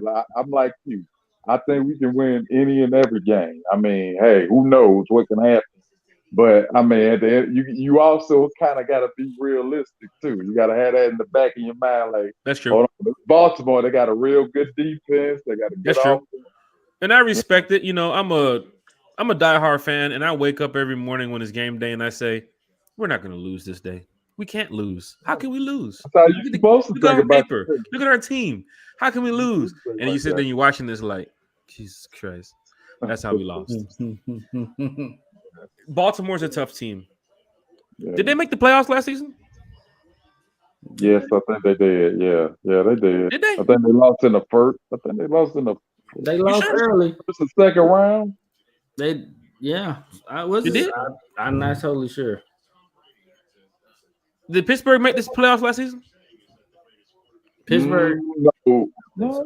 Did Cleveland or Chicago make the playoffs last season? Cleveland did. They did? Yeah. I'm not worried about none of them teams on game day. They got to worry about us. There you go. Until There the you fourth go. That's quarter, when how that you clock put- strikes 0 and, you know, the helmets come off and everybody starts shaking Hey. hands, then you realize the game is over. But when you wake up that morning, I don't see defeat. Hey, listen, I'm gonna be rooting for my team regardless. I'm still gonna be riding with my team regardless. I don't give a damn. You know what I'm saying? Always. I'm still gonna ride with my team regardless. You're gonna see me suited and booted up. You know what I'm Always. saying? And I'm get rooting for my team despite people hating. Because I used to go to a sports bar. I'm talking about a rowdy sports bar where they hate the Falcons. I'm talking about everybody in the sports bar hate the Falcons, but I still come in there repping my stuff, you know what I'm saying, repping my gear and everything. Yeah. You know what I'm saying? So I'm still a diehard Falcons fan regardless. We win, lose, or tie. So I'm looking at the question on the screen, Brian. What do you guys think about Debo moving to strong safety? I'm just going to X that out right now. If he's moving to strong safety, you might just go ahead and let go of him. And use him like a Cam Chancellor. Richie Grant is for real. I'm in Orlando. Watched him closely at UCF. Richie Grant is for real. Yeah. And Dean Pease, like he said, players have a bigger role this season. And Richie Grant's going to have a much major role this season. Hats off to Richie Grant. He's a phenomenal player. I like He's Richie a phenomenal player. I like think him a lot. he only gonna get better, man. I think he only gonna get better. So I'm glad he brought this question in. Bodie, Jabri, chime in on this. You're looking at your safeties. Eric Harris, Richie Grant, Dean Marlowe, Tease Tabor, Jalen Hawkins. Are you sold on that as the safety? They didn't go Kyle Hamilton. They didn't go safety in the second round. Are you sold on the safeties right there? I think Richie Grant and you got to give Richie Grant and Jalen Hawkins a chance to get out there on the field and start. I agree. I think those are the two starters, and Eric Harris and Dean Marlowe are your backups.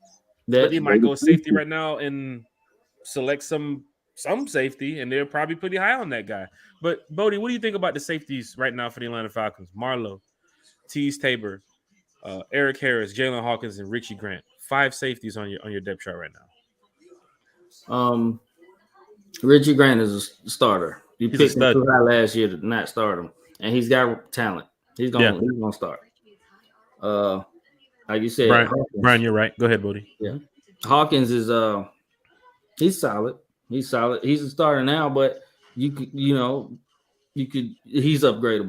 Mm-hmm. Let's be real. He's upgradable. Harris and Marlowe just here to fill in the space, pretty much. I mean, 1 year deal for Harris, 1 year deal for Marlowe. I didn't want to say nothing else. Yeah, I know what it is. And we respect every player in the Atlanta Falcons. I mean, we don't want to be critical of them. I respect them. I root for all of them. But when Eric Harris was getting toasted, I'll keep it real if you want me to keep it real. I'm keeping it real. I feel you. Oh, one guy I was watching, he was getting Marlowe and Harris are space fillers. Oh my God. And they're just here for the depth chart, man. They're not going to be here long term. I don't think they give him a mega contract. I understand the cap situation. I don't see a mega contract in the works for these guys. Richie Grant, you show up this year. P's use you a lot, like Brian said right here in the stream. They do run a lot of 3 safety sets. That's Dean's P's special. He's very good at it too. So let's hope this season that they do add another safety. And then, hey, we got more depth. Yeah. Defense is not a problem with me. I'm a defensive guy.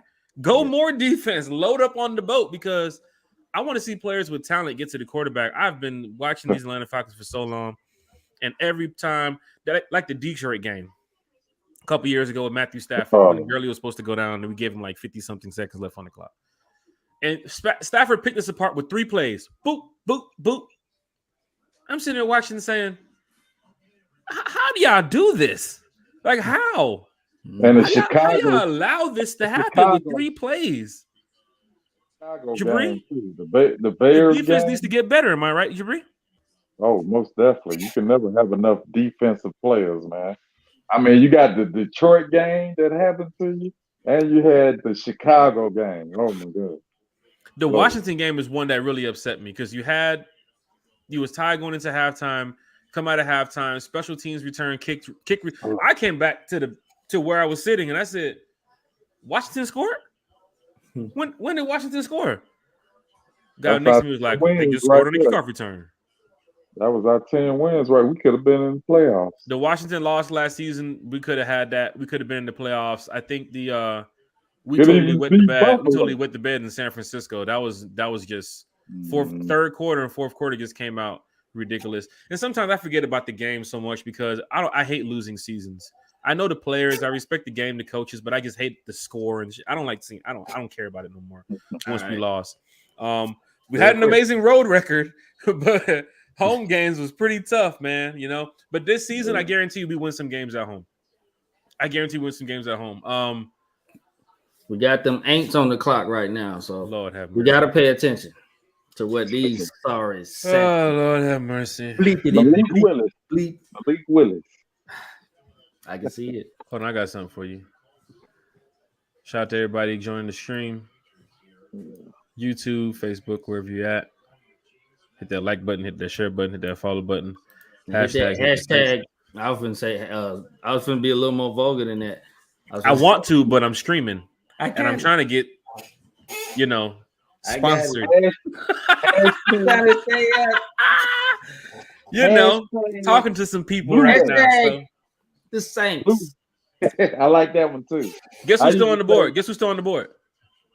Who? The guy that people wanted at 8. Oh, I hate this dude. I don't like this dude right here. I can't Joe Horn? I can't say the dude at the podium right now. I don't like this. He got that yet for me. Jabri, you're ahead of us, right? Yeah, he ahead. Yeah. You're ahead of us by like good 10 seconds. I ain't gonna say the pick. Oh, is that Cameron? That's Cam? Wow, this guy is so trash. Yeah. Oh, this guy's so trash. I hate that. This guy out of here. But his career is coming to an end soon, man. What is he like? 41? Yeah. He limped to the pole. Man's is done. Alante who? Yeah. Is that the guy Georgia picked apart in the game? Is that the guy that Stetson Bennett ripped up? When we went to Tennessee second half, we ripped this guy up, bro. Oh, he sliced and diced him. Oh my gosh. Good. I remember that guy. Yeah, I know this guy. I know that guy. He was out there causing all that commotion. Every time Georgia would make a get down the field, he tried to get him in the huddle and start talking crap to him. I remember that guy. Man, yeah, man. Him. That's shout perfect. Out Taylor, man. I mean, shout out to Taylor because once again, shout out to all these players going into the draft, but you're going to the Saints, so hate the Saints. Yeah. Hashtag hate the Saints. We don't like the Saints. Yeah. I'll be at that New Orleans game too. Bodie, Jabri, you guys are welcome to come down too as well. Oh yeah. Go ahead, Jabri. You know you about to speak on something? Hashtag Blue That Nation. Hashtag Blue That Nation. Say that. Oh my gosh. So I want to get to a question now that we're talking about the what's their team again? I don't know. Other teams in our division looking at the draft. I mean, you've seen what's been going on. The Bucks, who they selected, Carolina with that tackle, I guess they got. Are other teams so far getting better in our division? Do you think? Do you think already their first round pick for the Carolina Panthers, does that fill a gap that they need to say, hey, we're going to go beat the Falcons now? Does this pick for the Saints, the wide receiver pick and this guy right here, does that show up like, we're back to being contenders in the NFC South? I don't think none of these teams are doing anything outside of the Bucks because they got that guy. But I don't think none of these teams are doing anything to scare me. I still think Arthur Smith and Terry Fontenot, they're going to put something together. And I still think we can probably come away, if not first, but second in the division and still make the playoffs. Nothing scares me about their off-season free agents. Nothing scares me about what the moves they've made. I think Mariota is better than Jameis and whoever Carolina limps out there at quarterback. Like definitely better than Sam Darnold. So you're ranking your quarterbacks in the NFC South as Brady, Mariota, and whoever else can do whatever. Rest up. Yeah. Well said. Well said. Jabri, are you worried about the NFC South outside of the Bucks? I mean, we know they're going to be a tough team to beat every year, especially with that guy playing quarterback. But outside of the Bucks, do you think? Oh, the Patriots not trading up. Do you think? Are you worried about playing Carolina or playing the Saints now? Are you worried? I'm definitely not worried about Carolina because you own Carolina. Saints, they still got that defense. Jameis Winston he don't move the needle for me. He don't. I'm not worried about Jameis Winston. I don't look at the schedule and say, "Oh man, we got Jameis Winston today." Yeah, he don't really scare me. I mean, let him throw the ball and we'll just catch it. You know what I'm saying? Nobody's worried about the Saints. Worried about that. Patriots apparently have moved up. They selected a guard in the first round from Chattanooga. I don't even know what was going through that. But the Atlanta Falcons are coming up shortly, right after Buffalo. Anything that you've seen so far? Who we have left on the board? Come on, talk to me. Hit that share button. Hit that like button if you're in the stream right now. YouTube, Facebook. Hit that follow button as well. Bodie, any player still? Oh, here we go. Well, best available: Nakobe Dean, Malik Willis, Travis Jones. We got Christian Harris. Middle. That's a middle linebacker, am I right? Yeah, from Bama, right? Parsons saying it's crazy. I haven't seen Dean go yet. It is. What do you think about? Remember we talked yesterday about Devondre Campbell being Deion's, that sidekick, Batman and Robin. You go make the tackle. I'll cover the tight ends. That's what they were really good at, even with Dan Quinn and Marquand Manuel, Raheem Morris, the defense, whatever they were doing over there. Christian Harris fills the middle linebacker position very well, even though he's from Alabama. I'm a dog guy. I know we want a dog to go soon, but Christian Harris is the player you have to look at. I remember seeing Christian on the field a lot this season. Now, let me ask you, are you big on Christian Harris? Do you like him more than Nakobe Dean? Where are you putting Nakobe Dean? We had Nakobe Dean rated high. Like he was supposed to go. Some folks had him in the top 15. I had him at 24, 25. Yeah. Before Wyatt. He is sliding right now. I think it's injury. I think it's the injury that they scared of. I think some teams don't want to take that risk because they scared. But sometimes you can't let that scare you from getting an awesome player. You might, you know what I'm saying? You might soar after that. Like Baltimore went to get that guy. You know his talent. Like you just got to get the talent and be patient. Scared to hop on a good player. Yeah, I agree with that. Yeah, like Atlanta, we don't want to use a rebuild, but let's just call a spade, Jack Spade. It's a rebuild, and they're doing it. You can afford to wait on a great player. That's why I was good with Najabo. Waiting on that, but he's off the board now. That's irrelevant. But like you go get this. Like Nakobe Dean is rated higher than Harris. Harris is great. I agree. Harris is a great linebacker. But the Patriots get. I have no issues with Nakobe Dean or Christian Harris playing our middle linebacker. I want one of them. I'm looking at the spots to fill, and I'm thinking what Terry's saying, best player available. And I'm looking to see where they're looking at on their board. And I'm sure they have the X's and O's circle of, we need this spot right here. We need this spot right here. Don't worry about this spot right here. Yeah. Middle linebacker is the spot where you're saying, if it's Debo and Makai, somebody has to tackle. And Debo ain't running in there for them tackles like that. You know what I'm saying? So either Debo's gonna play the coverage, and shout out to Debo. I know Debo. Shout out to Debo. He's a great guy. You know what I'm saying? And you great saying family, it, everything. it He like came it out of is, Phillies. He though. was amazing. He's You amazing saying it talent. like it is.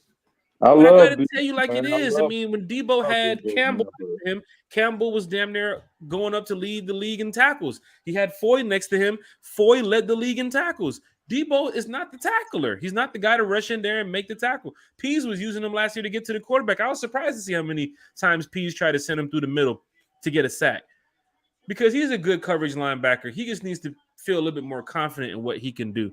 Shout out to Deion Jones, man. I mean, he's a great player. I really want to see him stay here as an Atlanta Falcon. Some Falcons are a little bit too harsh on Deion Jones. Jabri, going to that nature of Deion Jones as we're talking about him. Tyquan Thornton from Baylor. Oh, man. I've been scouting this guy since day one, bro. This guy's a A. Yeah, you've been speaking him up. 428. 428. Check the chat. Check the one time for the fan page. Scroll down on Facebook. I posted it on Twitter.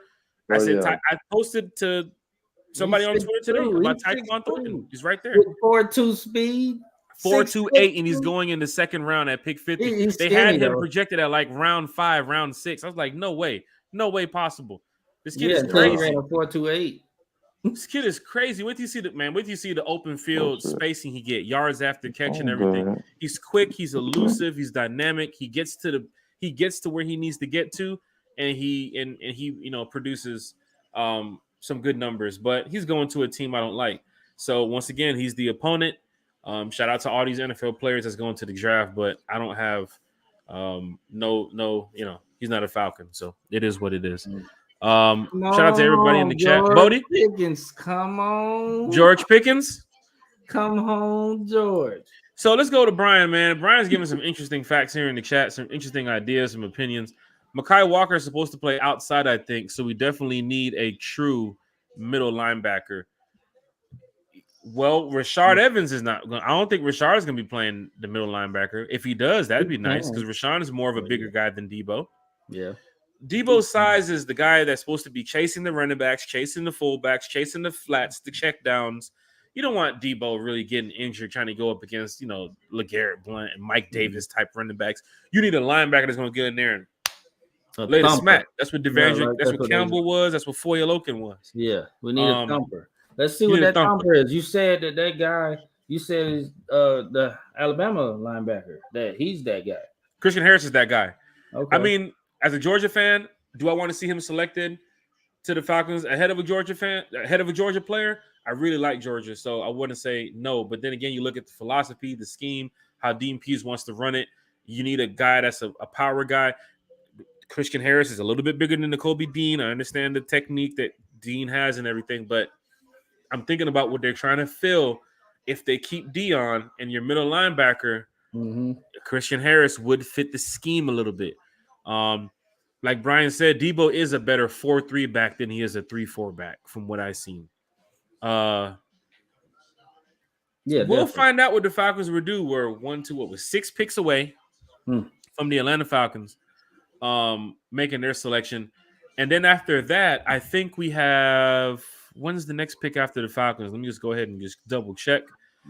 We have 58. So this is 58 coming up. Then we have 74 and we have 82. It's 8:30 right now. So we're hoping that 74 and 82 is probably going to be before 10 o'clock tonight. But Des Dallas has stepped away from the chat. Mr. Jabri Harper has also stepped away for just a moment here. But Bodie, glad you're here. Glad to be here. You've been a big help with the one time for the fan show. So I have to ask, I hear you. I'm just going to grab my charger. I don't understand why it's plugged out, but I'm going to go ahead and grab my charger. If you can go ahead and let us know to the stream how long you've been an Atlanta Falcon fan and why you are an Atlanta Falcon fan. Okay. Well, man, that's the squad since the little teeny boppers, and I would say early 2000s, maybe like 2001. I've been on it. My dad is that. He's a Falcon fan. He's a diehard. I take a lot from him, and I just been sitting there since a little guy. I just been watching them Falcon games, and with him, and I just fell in love with him, man. I just everything about the Falcons, man, and they couldn't for a longest time they couldn't do no wrong. Then I got realistic about how the Falcons are, but man, I love my Falcons, man. I support them and everything they do. I don't question what they do, no matter how crazy it might be, or if I wish they would have got this player, stuff like that. But like that's the squad. That's the squad number one. Yeah. And this might be an off the wall question right here. Who is your favorite Falcon player? I mean, there's so many players, so much talent. My favorite Falcon player of all time. Go right ahead. Is let me not strike too hard, but I want to say Warrick Dunn. Warrick Dunn. Man, interesting. That dude, he just ran hard. He was undersized running back. They talked so much junk on him too. I mean, he came from Tampa and then he came to us, and he just he was a dog for so long. Like he ran that ball, and he was so quick, and even off the field. It helped off the field too. Like the man is just a philanthropist. Like he gives back. He's been giving back. It just everything about Warrick Dunn. I mess with him, man. That's my guy. Warrick Dunn is he was a very good running back. He does a lot here for the city of Atlanta. And you need that for the city of Atlanta. You need players to still stay here in the community, to help out, to do the best they can to provide either for the for the schools, or provide for somewhat in the community, in the neighborhoods, with building homes that he's doing right now, single family homes. What he's doing, he's trying to help out so many people right now. Yep. Shout out to Warrick Dunn, man. I seen Warrick Dunn too a lot at the games. He's a great guy. He's a great guy. This might. I mean, I got two. Deion Sanders, of course. Love Deion. And Matt Ryan. I understand how people feel about Matt Ryan, but explain. Of course, Matt Ryan is the greatest quarterback in Falcon history. He had the most success. He's got all the Falcon records, and I get all that. I didn't want to go cliche. Most people say Mike Vick. I love Mike Vick. He might be number two for me. He's a true franchise quarterback. But yeah, Matt Ryan. Indianapolis is getting a great guy. Yeah. The way he leads the team, first of all, I don't want to spend too much time. He's a Colt now, but the way he has led the team, the Atlanta Falcons, from the first pass he had as a touchdown to the last pass as a Falcon as a touchdown, he was a great guy all around. The way he, supported the team and tried to do the best to bring the team together. Every time he went down for a sack, George Pickens.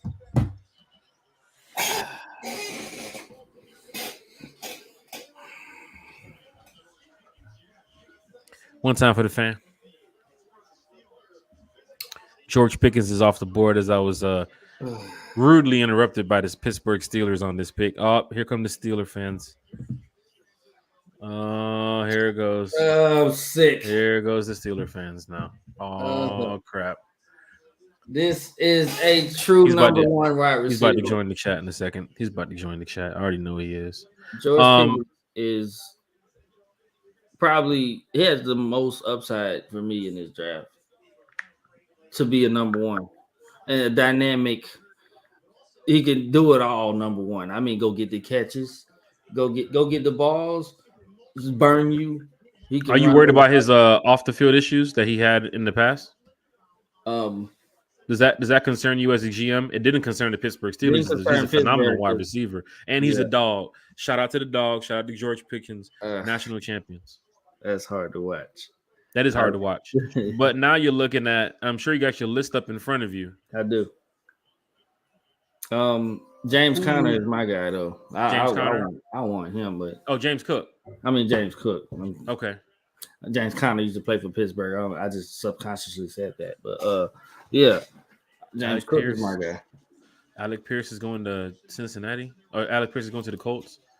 Brian's still in the chat. Love to see Indy versus Tom Brady. I'd love to see the Falcons versus Indy in the Super Bowl. That's what I want to see. The Facts. Falcons. Facts. I wish Matt the best, man. I don't hate on Matt. I can't hate on Matt. I got one gripe on Matt. Matt was a leader, but Matt did a couple things for me. He just didn't go win that game. He was a big support. You got to put your foot down. That's the thing. In that situation, you got to call the play. You got to be like, no, we're going to run this ball. We're going to do this. And we're going to go win the game because we up big and we're going to win that game. That's what you do. That's the only gripe I got against Matt Ryan. Because they could have easily just, but I digress. I'm got PTSD right now. There was a lot of times Matt Ryan, he would put the game away in his younger career, and it got to that point before the Super Bowl. You knew that this guy was going to be great. Then he won that MVP, and then we got to the Super Bowl and all that nonsense happened. But then after that, I'm not going to lie, man, I slowly started to see the decline of Matt Ryan, even though people say it was the offensive line, it's the wide receivers. Yeah, but there was a lot of plays where I couldn't argue with what I saw. And there was a lot of plays where a lot of routes were underthrown. Yeah. It's tough for when Arthur wants or whoever the coach was at the time, you want the quarterback to get out the pocket and make some moves and run around. Yeah. Matt just couldn't do it. Well, my thing is, you're a veteran. Extend the play. He takes you ain't. I mean, yeah, okay, you got stone feet. That's cool, but don't take the sack. Throw the ball away. He balled. Matt Ryan he'll take it. Third down. Throw that ball away or something. Like it's just little subtle gripes like that about Matt Ryan, but otherwise, I mean, Matt Ryan is the greatest quarterback in Falcon history. He damn sure is. And once again, I give him all the respect going to the Colts. The Colts got a good quarterback, but we keep moving. It is what it is. He's no longer here with us. That war done, He'll be here with the Ring of Honor. So shout out to Matt Ryan and everything. Hopefully he doesn't win no Super Bowl in Indianapolis. We give him all our respects and blessings, but not to win a Super Bowl with the Colts. Shout out to Des Dollars. He's back in the stream. I'm guessing that game of spades is over. You reneged. You need to learn how to play spades, my friend. We are here one time for the fans. Shout out to everybody who's been viewing the stream. Shout out to everybody who's going to view the stream. We are talking about the Atlanta Falcons. Of course, it's day 2. 2 solid picks already. I think for the Atlanta Falcons, everybody here agrees that it was 2 solid picks. Now we're hoping to get a Georgia player because we're Georgia guys. But if they don't get a Georgia player, then we move on. And we respect the decisions that Terry Fontenot and Arthur Smith, Arthur Blank, everybody, we respect the decisions that they're going to make. And, we hope that they put the best product on the field in week 1 so we can win some games and get to the playoffs. Your 2 picks right now, you can't really go off of it yet. We're going to ask the question tomorrow on day 3. But so far, your 2 picks, Bodie, Des, you can chime in right after. Does your 2 picks that you selected help the Vegas odds that we could win more than 5 games right now? Looking at what you guys know with the philosophy of Dean Pease and Coach Smith, you got a player on the offensive side of the ball, you got a player on the defensive side of the ball. Do you think this raises, the bar a little bit? They said 5 games we'd only win in Vegas. I said I think we can win. It's tough. I said we can win 8, but we got to squeak out 2 more to get 10. Do you think this raises, Vegas' odds of the Falcons winning more games with the 2 picks? No, it's too much to put. Not yet. It's too much to put in rookies' hands, especially with not a consistent quarterback, not a good run game. Yeah. To open up for the quarterback, and it's just so much. Like you're going from Matt Ryan, who won 7. And you're asking Mariota to win 1 more. Yeah, that's a tough, tall task. Mariota's had his ups and downs. I don't think he is I think he's got some good ball in him. I'm hoping he does as a Falcon fan. And they believe in him. They didn't choose Malik Willis. They passed him over. So I'm guessing you're one to believe or agree that what you see right now with the Atlanta Falcons on paper is not going to help you win games. Because, some teams are looking at the roster like, oh, we're going to the playoffs. Yeah, the Falcons roster doesn't show you we're going to the playoffs. You have to wait till week 1 to see it on the field. Yes. What's going on, Jeff Wolf? Okay. Des Dallas, Sky Moore, yes, Kansas City. Falcons are getting ready to come up next. I'm glad you're here, Jeff Wolf. Brian, you guys are here. Hit that share button, hit that like button, follow on YouTube, Twitter.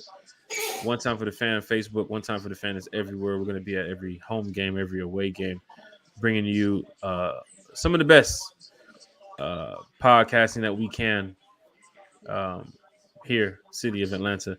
Jabri Harper is also back into the stream. Welcome to Jabri Harper. Boo Man Shot is not here with us right now. He probably will be here shortly. I know Buster Burns might chime in here too as well shortly. Jabri, welcome back. Bodie. Jabri, we're just pretty much still discussing what's going on with the draft. A lot of players are still on the board. Brian just posted it right here in the chat. Can't believe Nakobe and Christian Harris are still on the board. Arizona, Dallas, Buffalo. Brian, we can answer your question right now. Nakobe and Christian are still on the board. Linebacker is a position to fill with the Falcons. The pick is coming up in literally about 10 minutes or less. Jabri, Dez, Bodie, start with Jabri first. Jabri, do you see Nakobe Dean or Christian Harris being selected with the 3rd pick from the Atlanta Falcons? Jabri might be having some technical issues. Bodie, move over here to you. Bodie, do you see Dean? Shout out to Jeff Wolf in the chat. Bodie, do you see Nakobe Dean or Christian Harris being selected by the Atlanta Falcons? Dallas loves to steal players, so I'm gonna put them on the board. That they probably have Harris and Dean there. Mm-hmm. Troy McBride. Oh, the first tight end off the board. The first tight end off the board is Trey McBride. That's a decent little pickup right there. Shout out to all the players that's making it to the NFL tonight. We taking Dean if he is there. Jeff Wolf, I'd like to. I'd also like to take Christian Harris too. Yeah. I'm trying to keep it real. I'm really trying to keep it real here. Dez Dollars is back. Dez. And then Bodie, you can chime in. Dez, do you think the number 3 pick, Christian Harris or Nakobe Dean, linebacker, would that be a good fit for the Falcons? Or do you think the Falcons are going to Falcon and pick a player that they need to as well? As I always say, as you just said, Falcons, always Falcon. Yeah. But Christian Harris. Christian Harris is definitely a good fit at the middle. We do need another piece there. Nakobe Dean, perfect fit as well. That would be great picks at the number 3 pick for us. But as we all know, Falcons will be Falcons. And I feel like we're going to I just feel like this position might just be something like an offensive lineman or something. Just something that we don't need. I say we either go linebacker or running back. Linebacker or running back. I mean, thank you. The top 3 linebackers left on the board is an Alabama linebacker, a Georgia linebacker, and if I'm not mistaken, it's the linebacker from Missouri. I have to go back and check, but Dallas Cowboys are on the clock. Hopefully, Jerry Jones is talking to his lawyer and not talking to the pick that they might steal from the Falcons, because Dallas needs everything. Everybody's so hype on Dallas, the America's team. Dallas ain't shit. You understand? They were in the 90s. They're not now. All right? I ain't been it for a long time. They haven't been it for a long time, but they travel well. I went to Dallas last year for the game. That was probably one of the worst games I've been to in a long time. And I've been to some games with the Atlanta Falcons where, of course, they have lost and so forth. But a loss like what happened in Dallas last year, that shit was ugly. That was bad. It Welcome was back, terrible. Jabri Harper. Welcome back, Jabri Harper. It was terrible. It was terrible. It looked like the Falcons were just giving up middle of the game, but you don't want to say those things because They you never booing them so want to give bad. up. The scheme just didn't work that day. F God wasn't Dallas on their too. side. F Dallas too. Hashtag F Dallas too. Sam Williams edge from Old Miss. So, Bruh. Buffalo and Tampa Bay just traded. No. Yeah. Tampa Bay is becoming right in front of us. Tampa Bay is slowly becoming a team to just piss us off. If they select Nakobe Dean here, it's a piss you off move. You feel what I'm saying? Because you know Nakobe Dean being on the board is the opportunity for Georgia. For the Falcons to snag a Georgia player. It's the opportunity now with James Cook still on the board. James Cook is the best running back left. He's the best running back left. Probably the best he's probably the best. He's so versatile. Go get him. Let's hope that that NFL Network doesn't do the commercial during the Falcons. I hate that. I really hate that. The Falcons will be selecting the pick while it's a damn Budweiser commercial. I really hate that. 2 Georgia players are still on the board that are definitely second round talent. As you can see, round 3 is right there on the board, which means round 3 is getting ready to come up. We're at 8:56 right now. Jabri, Tampa just traded up from Buffalo. I think Tampa goes maybe somebody to protect that guy with the ball in his hand. Hate saying his name too. So many people's name I can't say on the stream. I just hate it. Can't say TD's name. How many hashtags you do? No, don't do that. I'm about to start doing them for day 3 tomorrow. I got a bunch of hashtags to not do. Hashtag don't say TD. Hashtag don't say Petrino. So much going on here. Hashtag don't say Joey Harrington. So much shit going on in here. Not Joey Harrington. It's tough, man. Those are some tough years as a Falcon fan. I had to live through that. Man. It's a big ass turkey. But Jabri, Brian said keep a watch out for Jelani Woods. We actually know Jelani Woods' cousin, so we'll find out. I sent him a text and find out what's going on. Pick is in for the Bucks. Hopefully they come back from commercial after the pick because we don't care about the Bucks. We want to see the Falcons. That's why this is a Falcon podcast. One time for the fan. Hit that share button, hit that like button, hit that follow button on Twitter, on YouTube, on Facebook. If you want to be a guest on the show, let me know. One time for the fan.net or one time at forthefan.net. Also one time for the fan at Gmail. You can go ahead and send me an email if you want to be on the show. But the Falcons will be coming up shortly. Going back to Jabri, is this the time to select a Georgia player, Jabri? I keep raising the question because they're sitting right there on the board. You got to get a Georgia player. You have to.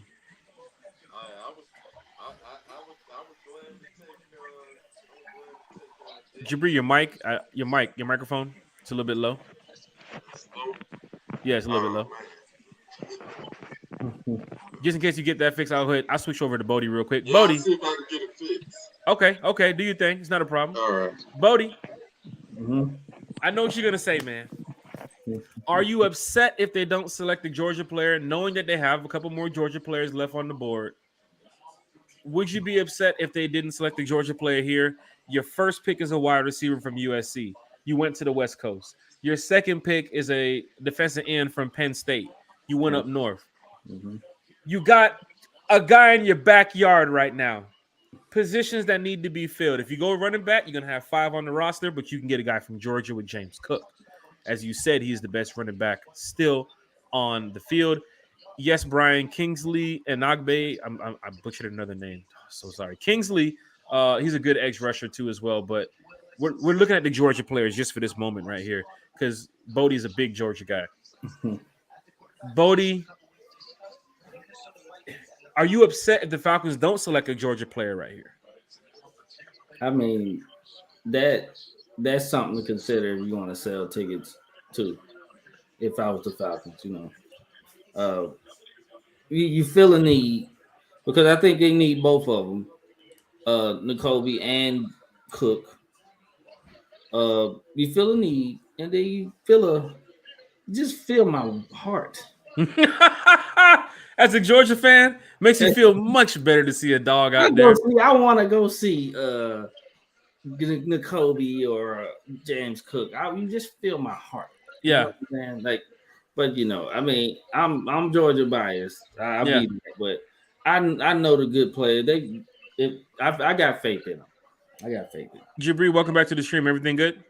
Yes, everything better now. Jabri, appreciate you for being here tonight, man. Longtime Atlanta Falcons fan. They went tackle. I just said they're gonna get somebody to block for to protect that dude. Yeah. What's his name again? Oh, I can't remember. He don't play about offensive linemen. He want to make sure you have enough offensive linemen to protect. When they go with that little power back scheme crap they got, he's in the shotgun. Yeah, that their tight ends even look like big ass offensive linemen. It's just weird, But I hope that this player doesn't do much with the Bucks.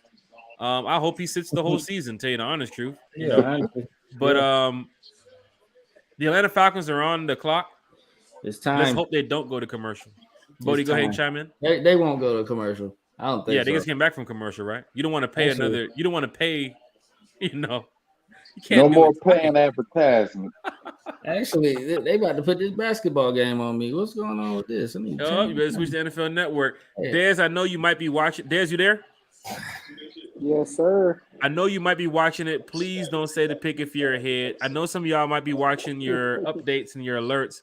Jabri, I know you're probably ahead too as well. After the pick, let's go to Dez and find out. First of all, Dez, who is this selection? You've been 2 for 2 for tonight. Offense or defense? You don't have to say the player. If you want to say the position, that's perfectly fine. Dez, who do you think, man?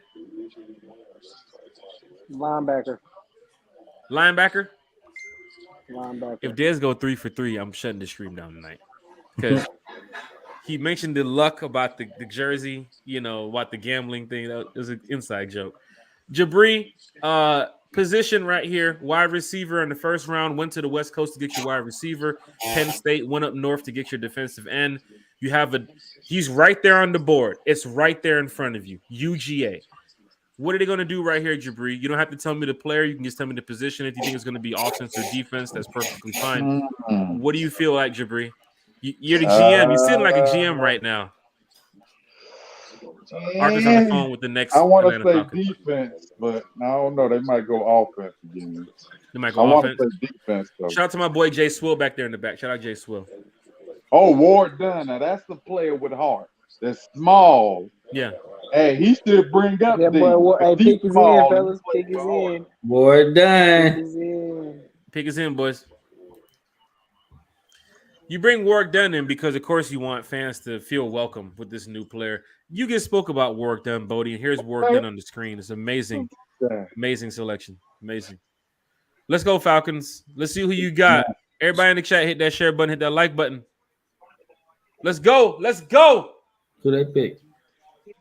I don't know. Troy Anderson, linebacker from Montana State. Look like another. I don't know. I might be wrong though. Look like another Keekly. Tatupu. What is his name? Hey, I could be wrong. Hey, let's see what he got. Shout out to the Atlanta Falcons. Their round 2 58th pick is Troy Anderson from Montana State, 2021 first team AP FCS All-American selection. I didn't have this guy, Big Sky Defensive Player of the Year. I didn't have this guy on any one of my boards. I apologize for Falcon fans. I don't know what's I'm speechless. Bodie, do you want to jump in here? I know they selected the linebacker, Montana State. It's not who the Falcon fans probably weren't expecting. Of course, they're going to hit social media pretty tough in the next couple minutes with who is this pick. Rich McKay is enjoying the pick. Terry's enjoying the pick, so I'm enjoying the pick. This is a guy who's going to get after it. 440, what's that? 443, 40-yard dash, 6'3", 243. There he is. That's your middle linebacker. You know what? I looked this guy up. There he is. I looked him up before because I knew the Falcons would do some Falcon stuff. Yeah. You mentioned it earlier. We'll select somebody from Wyoming. State or something. You said something like that earlier. He went to I did say something like that. Because I already knew it. He's not a bad player. Okay. He's a good player. That's Good good to know. size. He's one of them guys you was looking for, Jack. He's your middle linebacker. He'll go get him. He's gonna go get him. Deion is covering the tight end, like you said. Okay. Well, one of them guys. I respect the decision. You know, I'm a look into more of this guy tonight when I go and look at some of his highlight tape and some of the film. I'm sure he's a good player because the Falcons scouting department has been pretty well since Terry's been there. So far. You know, Dez Dollars, are you there? If not, we can head over. Yeah. Talk to me, Dez Dollars. What do you think about the pick right now? You didn't mention him this morning. You said, wait a minute. He said linebacker. He did say linebacker. Jesus, I'm out of here. Dez, you're 3 for 3 right now. Mm-hmm. Who do you know? I hope you say running back next time. Betting on black, man. Betting on black. Betting on black? Yes, sir. Gosh. Bodie, Dez is 3 for 3, bro. Dez, how are you doing this, man? Shout out to everybody viewing the stream. Shout out to everybody in the chat, man. Shout out to everybody who's been participating tonight. But there goes Boo, man. Troy Anderson is big with the exclamation points. Okay. When Falcon fans text that lets me know I need to go ahead and do my homework. I got some research to do. He's not bad. He's not a bad player. He's not a bad player. That's good to know, man. I'm glad to hear that. Jabri, to chime you in, do you like the pick? How you feeling right now? You got starting wide receiver. see the got the emoji out here. Starting wide receiver. He's going to be on the field week 1. Your defensive end from Penn State. He's going to be on the field week 1. 3-4 scheme. Middle linebacker now. He's going to be on the field week 1. How are you feeling about what's been going on here with the Atlanta Falcons? Let's see. Well, I mean, hey, I trust the process, man. Trust the process. The first 2 picks, I'm definitely happy with the first 2 picks. The third pick, let me see what he made of. Let me see him on the field. Okay. I'm not gonna X him out. I'm not gonna hate on him. I'm not gonna do none of that. Let's see what he got. Let's see what he made of, and then we'll go from there. But I'm not gonna judge the man. Give the man a chance. Okay. Let's happen. Bodie. Yeah. Look at who's still available. Mm-hmm. I had Nick Benito on my mock. I didn't know he was gonna still be on the board right now, but he still is. So if the Falcons decide to go another linebacker, edge rusher, they can go Nick Benito. If not, I think running back. Now I think with the 2 defensive picks, I think they're about to head back over to the offense. They got to. Yeah. Up in the kitchen. Yeah, they're about to head back to the offense. And with heading back to the offense now, we go and look. TG's in the chat. Safe pick, but not a good one. TG, I have to go and look at the film and look at the tape, just like all Falcons fans. Everybody's going to be critical about the pick because everybody wants a certain player. Let me throw these gems on you. Go right ahead. This dude's an athlete. He ran a 4.4. Yeah. 2. Yeah. He's fast as shit. Like he is nice. He's an athlete. He played running back in college. He played quarterback in college. And now he's playing linebacker. Like, what is his specs again? He's 6'3"? 6'3". I lost the weight. I think it was 2-something. 6'3". That's definitely your middle linebacker. He's about to go. Oh, he's inside. Definitely. He's going in. Inside. Okay. But he's fast. Mm-hmm. He's nice. Go check him out. So is he physical, fast, and physical? Or he just fast? Are we going to bring back the old regime with this one, or how we want to do that? You want me to read the scout report? I used to hate when he used to say something. Man, they were going to be fast and physical, be physical and fast. Like, just win the damn game, Quinn. Yeah. Fast and physical. We're gonna play hard. We're gonna play hard. I think. And then he used to say, a lot. I'm fired up. What do you used to say? I'm pumped. Oh yeah, I'm really fired up here. And the guys are pumped. And he used to say, win the game. Neighborhood. I'm glad. Yeah. And Yeah. what happened in the? No, I ain't gonna get to that point, man. A couple things we don't mention here on the Don't Time do for the it. Fan Don't show. do it. We don't mention what happened in that game. We don't mention that old general manager. We don't mention the old coach who sold on us in the middle of the season. We don't mention that quarterback who plays down 75 going south into Florida. Yeah. We don't mention the one that plays 85 heading south into Baton Rouge or whatever that place is over there, Stinky Town. But let's go around and talk about the grades here, people. I gave a B for Drake London. I gave a B for AK or AE 2000, however you want to say it. Arnold. This pick right here, I don't know much about. I'm not trying to be, a certain type of way because it didn't select the Georgia players yet, but I'm hearing people say that he's pretty good. I'll give it another B minus, man. We needed a middle linebacker to fill the position, and I know Terry keeps saying best player available.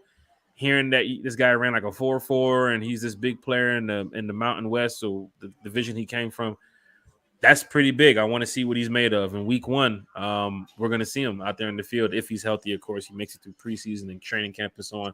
But this is so far so good. 1 wide receiver, 2 defensive picks. Falcons are doing pretty well. Bodie, just to bring you in here. Des Dollars, whenever you're ready, you can chime in. Jabri, you there?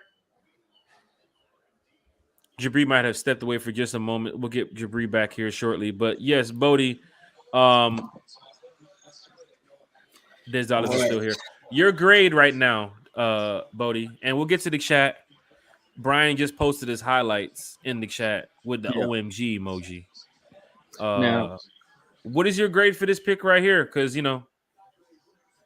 he's a solid linebacker. He's a middle linebacker. Once again, we talked about Devondre Campbell when he was here with Dion, how he would lead and go get to the ball. And Dion's good with the coverage. And then we have Foye Loken, same thing as well. They're both gone. You need a linebacker to get into the backfield. You need a linebacker to make tackles. Anything 5 yards in front needs to be on the ground and not going up the field.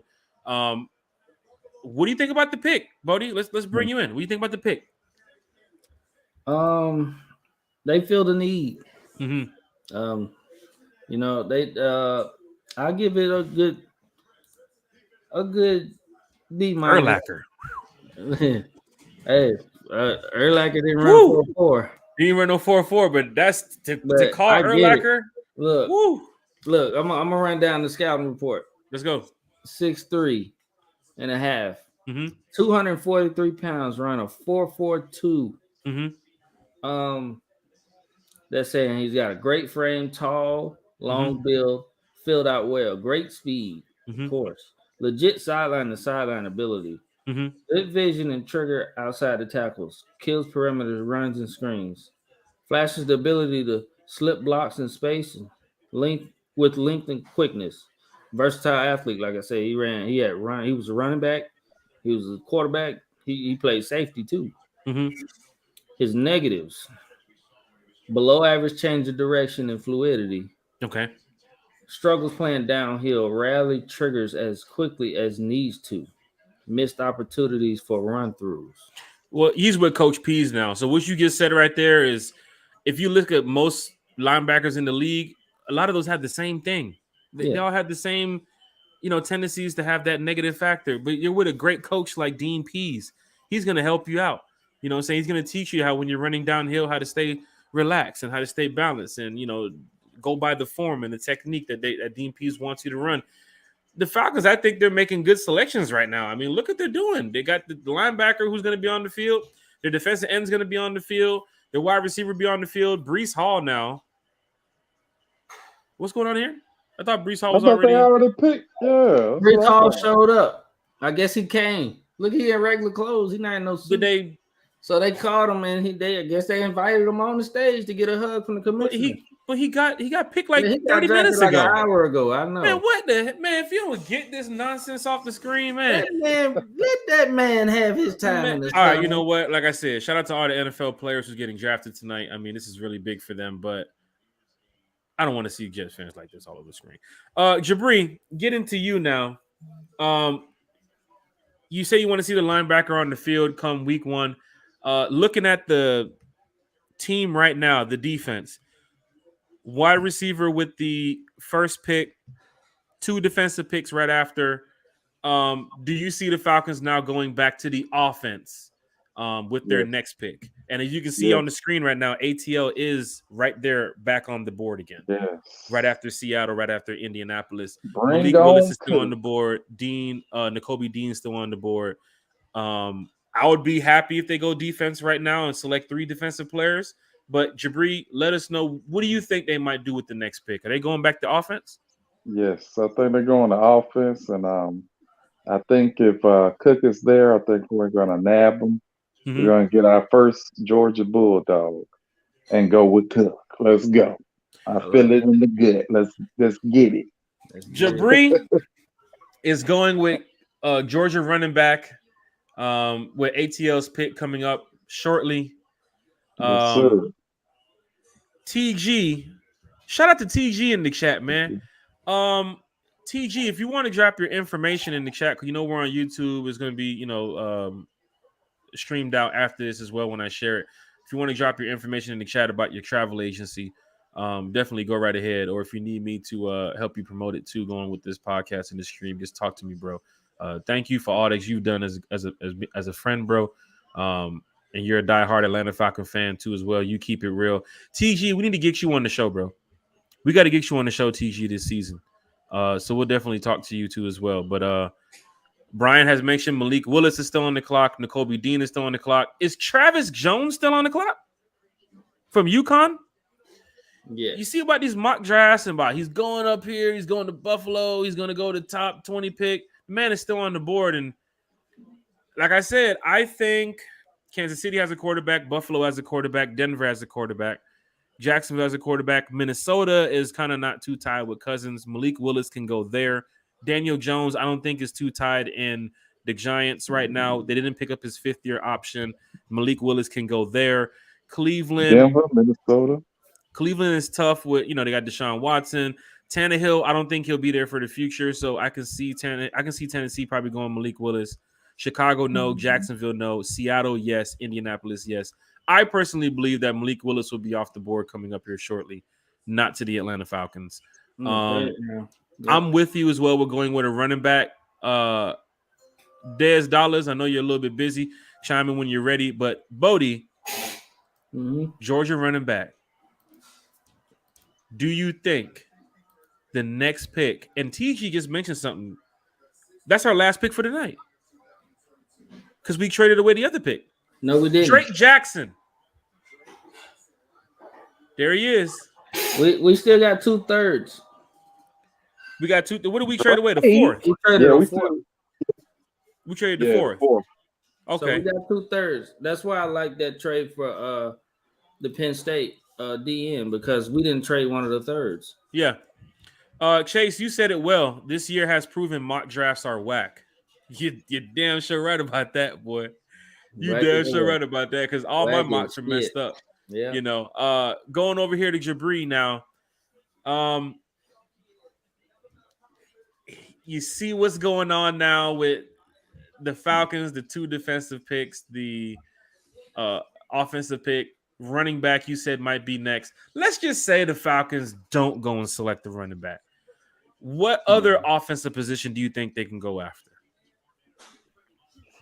We all know which position they most likely probably will go with. If they don't go running back, it's probably gonna be that quarterback, that QB from Atlanta. If not Malik Willis, it could be Sam Howell. It could be Matt Corral. Desmond Ritter is still on the board. Liberty. Not Liberty. Liberty Mutual. Liberty. I think NFL teams have kind of caught on to that one pass that went viral with him is just not enough to push the needle. They showed the pass where he, escaped out and threw the ball 90 yards down the field, and there's nobody there. It's just open air. And Brian Cook went to Cincinnati. I thought it said James Cook. Boy, I thought I'm about to go. Boy, I was boy. I was not gonna the pump Georgia the air. player. Boy, if you don't get Yeah, man, it's crazy here. Of course, with what's going on with the NFL draft. Shout out to everybody in the chat. Shout out to everybody in the stream. This is day 2 for the Atlanta Falcons. They selected Drake London already, wide receiver from USC. They've also selected Arnold EB. I can't say his name. I'm so sorry. We call him AE or AK, but defensive end from Penn State. And they drafted Troy Anderson from Montana State. Some Falcon fans will probably say pretty weird selection, but you gotta trust the scheme. You gotta trust the philosophy. Dean Pease, he likes linebackers. He likes safeties. He's definitely going to booster this 3-4 defense that he has out there. What I feel about Drake's injury, he had a lot of time to get healthy. I don't think it's going to be a problem. Here's why I don't think it's going to be a problem for Drake. And we're going to talk about Drake here shortly because we haven't spent too much time on him. And we apologize to Drake because you're the number 1 pick for the Atlanta Falcons, the first round pick. Drake is a talented wide receiver. He's going to help stretch the field. I'm not worried about the 4.5 speed. I've seen receivers all over the NFL that can get down the field, and most of them are no-namers.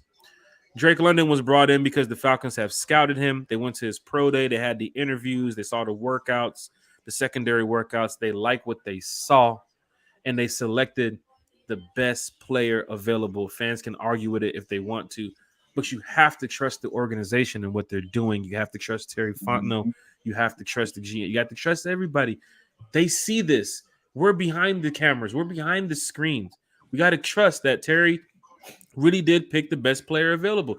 Sure, they probably had defensive end on their draft board, and then once the defensive ends were selected, they went ahead and drafted the wide receiver to fill a need that is needed. But he's your franchise wide receiver. I don't think they brought him in to just help a bridge quarterback, as they say with Mariota. I think Drake London is probably the future of receiving here for the Atlanta Falcons. If he stays healthy and makes it to 8-9 years from now, and we're still doing the podcast, he could probably have the same numbers as Julio and everybody else. Because if he's here for 8-9 years, that means the Falcons extended his contract, which means he's a good receiver. He's 6'5". You're putting him in a scheme with Kyle Pitts and Cordell Patterson, who's over 6'2", and Auden Tate. Then you have the speedy receivers with Zacchaeus and Bird in there.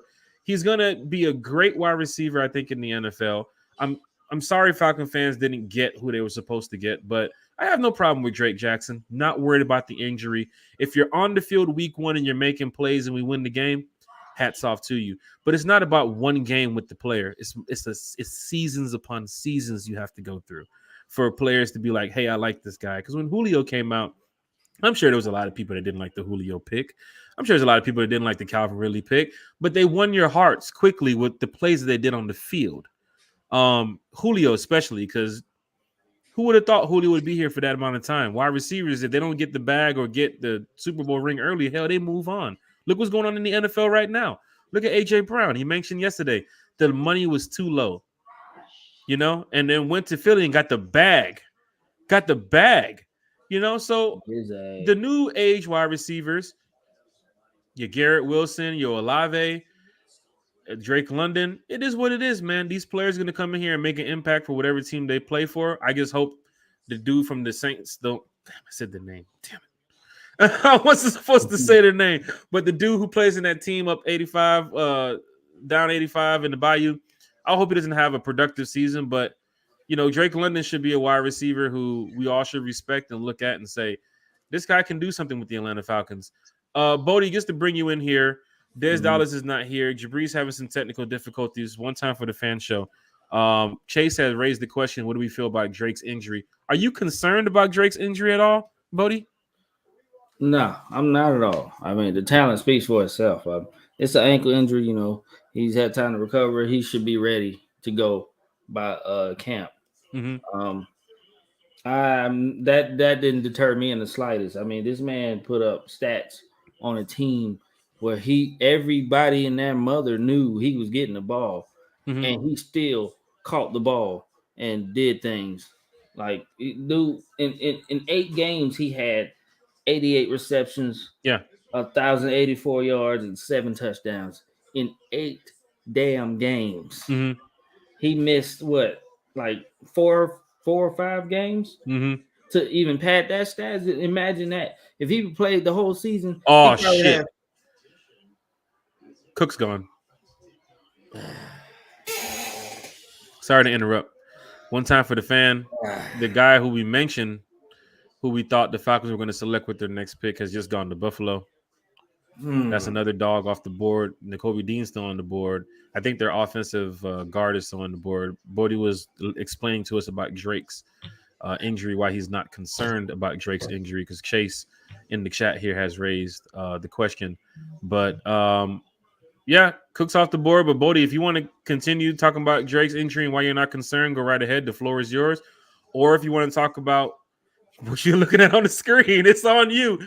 The floor is yours. I give you another minute or two. The floor is yours, man. Bootman said he's about to join in here shortly. I mean, it's on you, man. Floor is yours. I expected to be disappointed. I mean, if they wanted him, they would have got him already. And Brian, we're going to bring up your question. I feel like they, I'm going back to that. But yeah, I'm hurt. Disappointed. Yeah, I'm disappointed. Bills needed a running back too, and yeah. they got a good one. Yeah. I expected to not get him. I expected somebody else to get him, but they still got the other Georgia running back left in the draft.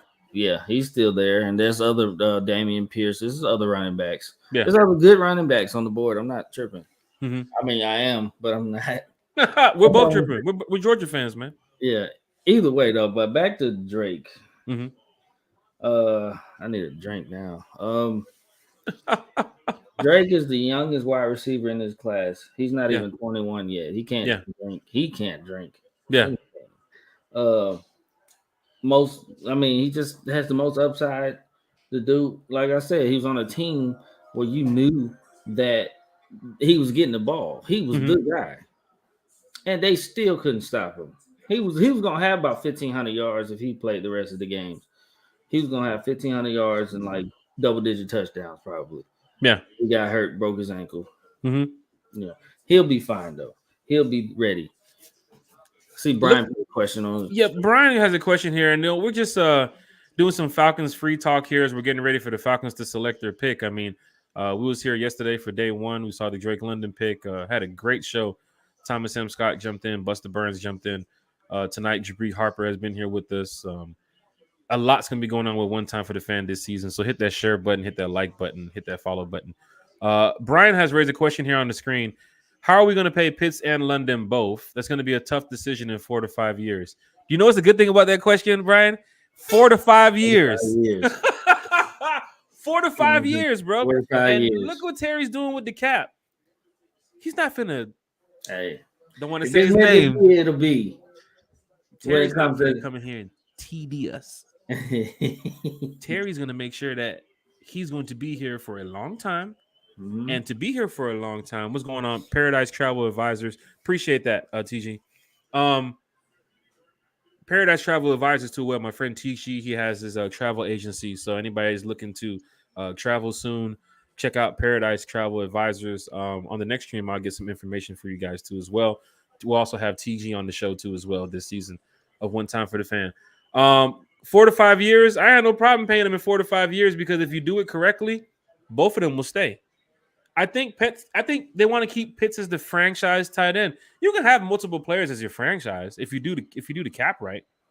But if you make TD moves, you end up like what will happen. If you give extensions upon extensions when players are not performing, then you know what's going to happen. If you give a crazy amount of money, I think, I'm not mistaken, we're still paying players who doesn't play for the Falcons, if I'm not mistaken. I don't know how long it's been, but I think Trufant was still getting paid from us after leaving the Falcons. I think Freeman was still getting paid for us after leaving the Falcons. And we can't have that. You know what I'm saying? Yeah. And I think even with the cap situation, when they looked at Matt Ryan, Terry made a move that was good for the organization. That's why people got to give Terry a lot of respect out here. You know what I'm saying? He came in and he's really trying to help us rebuild what was broken. You feel what I'm saying? Share this. TD messed us up. He messed us up. The decisions that he made messed us up. I'm not a big TD guy. Terry's coming here to fix it. I'm a big Terry guy. So in the next 4 to 5 years, I guarantee you they're gonna have the money to pay Linden. They're gonna have the money to pay Pitts because they're gonna make the smart decisions of not overpaying players that is not performing. That's why you're looking at Grady's situation right now, and you're looking at Deion Jones' situation. And I know Falcon fans want to see these two guys stay, but it's the rebuild. You feel what I'm saying? And everybody's names on the table right now. You're talking to a real GM right here when it comes to Terry. I mentioned it yesterday. You're dealing with a guy who's coming from an organization that was winning, had a winning environment. They turned around the tables of their cap. They turned around their team through the draft. See what Terry's doing here when he says best player available. Don't just get all mad because you don't see Malik Willis' name come across your screen. Yeah. They scouted this. Ask yourself why them other teams are not selecting Malik Willis. Don't worry about the Falcons. Worry about the other 31 teams. Why is he falling back into the third round? I thought he was a top 10 pick. Hey, people talking about what's the guy's name? Geno Smith? Or this is the Geno Smith move? You don't want it to be the Geno Smith move for that guy. Because Geno Smith is a backup right now and barely can play starting quarterback. Yeah. So Geno I see everybody in the was a chat second want to round get to draft that. pick. Brody, please chime in. Please go ahead. I was saying Geno was a second round draft pick. He was a second round draft pick and he showed it. He became a backup. Yeah, became a backup. Career backup. But yeah. I mean, yeah. As fans, I definitely had to lever my expectations of course, you know, the Falcons are following their draft board, and they are they're doing what they need to do. They're going towards that draft board. They had all this time to do it, and you trust the process. Hashtag trust the process. I'm with it. The one thing I'm just concerned about is like we talked about earlier, and I'm glad everybody's here in the chat. Share the chat, share the stream, hit that like button, hit that follow button, hit that share. Can you still win this draft without selecting a Georgia player? It's now becoming more and more possible that they're going to probably. I hate to say it, man, but you do the Georgia guard is still available. Is there any way you can find out what Georgia players are still in the draft? I mean, can you get do you have your list of what Georgia players are still available? Because we're Georgia guys, folks. You know, it's like I don't want to give an example of that level, but how do I say it? You guys might agree or disagree. Hit that share button, hit that like button. We're gonna get them Falcon fans in here. Tag a Falcon fan. We want to get them in here and find out their opinions, their thoughts on what the Falcons are doing. One time for the fan show. Okay. If you don't select got you right there, Bodie. If you don't select the Falcon, a Georgia player in your own backyard after they just won the national championship, that's where I would look at it and I would say, okay, you had a successful draft. All right, cool. Everything's nice. The picks came in. They'll be on the field. But we got to see a Georgia player in that uniform, man. We got to see a Georgia player in the uniform. Vikings are on the clock. Bodie, please give me some names of some Georgia players still left on the board. It's crazy that Nakobe Dean is going to slip to his third round. He's in the third round right now. Yeah. So let's start. Nakobe Dean. Jamree Slayer. Slayer, the guard, right? Yeah, the guard. That could be our guy. We do need a guard to fill the trenches. Yeah. It's not a sexy pick. It's not a flashy pick. But we do need a guard. Let's see. Who else? Dean, the guard. Darion Kendrick. Oh, that's what Boo Man said. Boo Man said he do not want Darion Kendrick. Well, you know, I ain't saying nothing about Kendrick. That's what Boo Man said. So it is what it is. Danny hit the chat. Danny said, didn't we have a receiver that couldn't learn playbook a couple years ago? Maybe they know something that we don't. That was what's the dude's name with the beard? You talking about Hardy? Hardy from ECU. When they drafted him, he didn't know the playbook. Yeah, he was just apparently he was like the most prolific college wide receiver damn near of all time. At ECU. Like at ECU. But apparently what I heard the playbook, he would go out there and look at the playbook and then say, okay, I'll just run a fly route. or I just run a 6. Like you had to actually break down the play to him. That's what I heard from people that said that's why he's not playing. But he could not grasp the playbook. Yeah, and it was that was heartbreaking because I was rooting for that guy. He was I was good. rooting for him because you look at the Harry Douglas type receivers, the slot receivers, the young gunners, the smaller receivers who you hope to get in between the zones and the seams and make some plays. And then you're looking at Hardy. He has some good catches. Hardy has some good catches. Then it's like, was that the route? Or you just the ball just so happened to end up where you was at? Because Matt was a fantastic quarterback, and he don't play about your ass running some BS routes and not getting off the breaking time. He don't play. So I know Matt was giving the fire like, look, you don't know the playbook. You don't need to be in this huddle because we're trying to run this offense and become dynamic. But then Kyle Shanahan that year, everybody caught the ball. Everybody, it was lines, lines everywhere. You hear. That was great. Hey man, I'm sorry, man. Is that a name that we can't mention either? No, I like Kyle. Kyle went to go get a head coaching job. He did the right thing. Can we get an update on the Braves, Chase?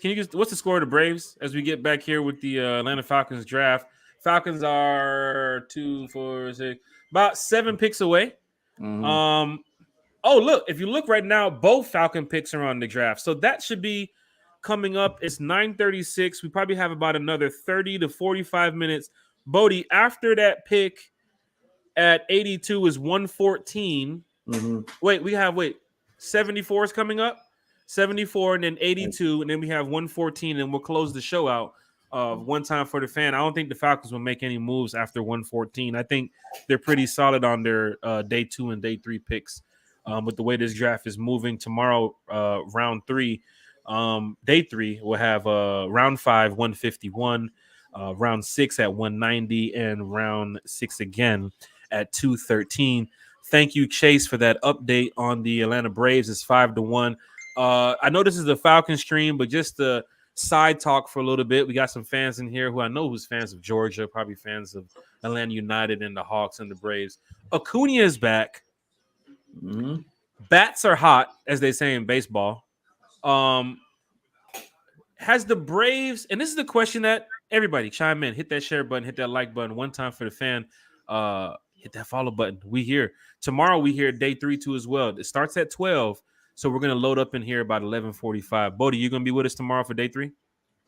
Yeah, I think I'll be here. Okay. The Braves, the Georgia Bulldogs. Let's start with United, right? So United won the championship a couple years ago. A lot of their star players, retired, left the team. Joseph Martinez is still there. Brad Guzan, different coaching and so forth. Then years later, the Georgia Bulldogs win the trophy the same year that the Braves won the trophy. And I have to ask you here, Bodie, is the pressure on the Falcons in the city of Atlanta to win a championship right now? I know it's been 50 years. Falcon fans, I know what you're about to say. Please listen to the question.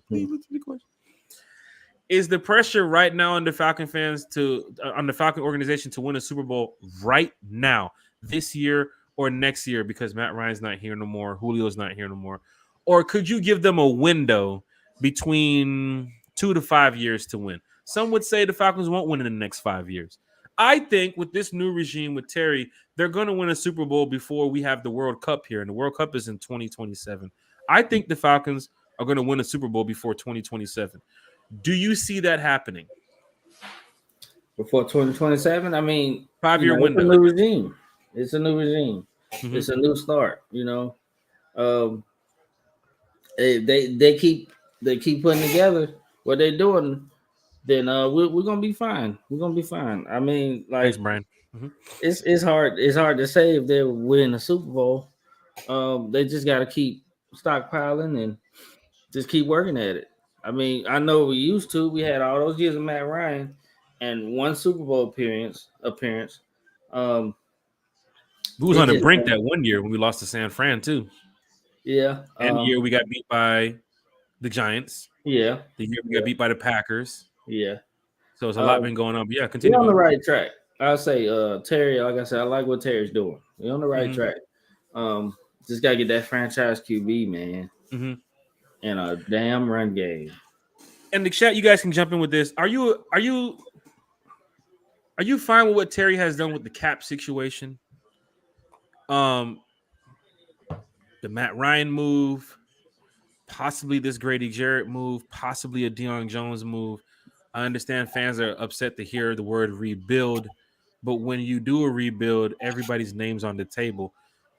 Terry's gonna bring in over $100 million next season. I mean, he's of course how the cap was set up. Terry, it fell into Terry's arms as he's the GM now. But the Falcons are going to have over $100 million in cap next season. Can they continue that going forward? Can they still have successful cap rooms? Or do you think Terry's the guy who's going to come in here and just blow the money next year, grab some, random player for $80 million, and you're like, does Terry seem like that type of guy? He doesn't seem like that type of guy to me.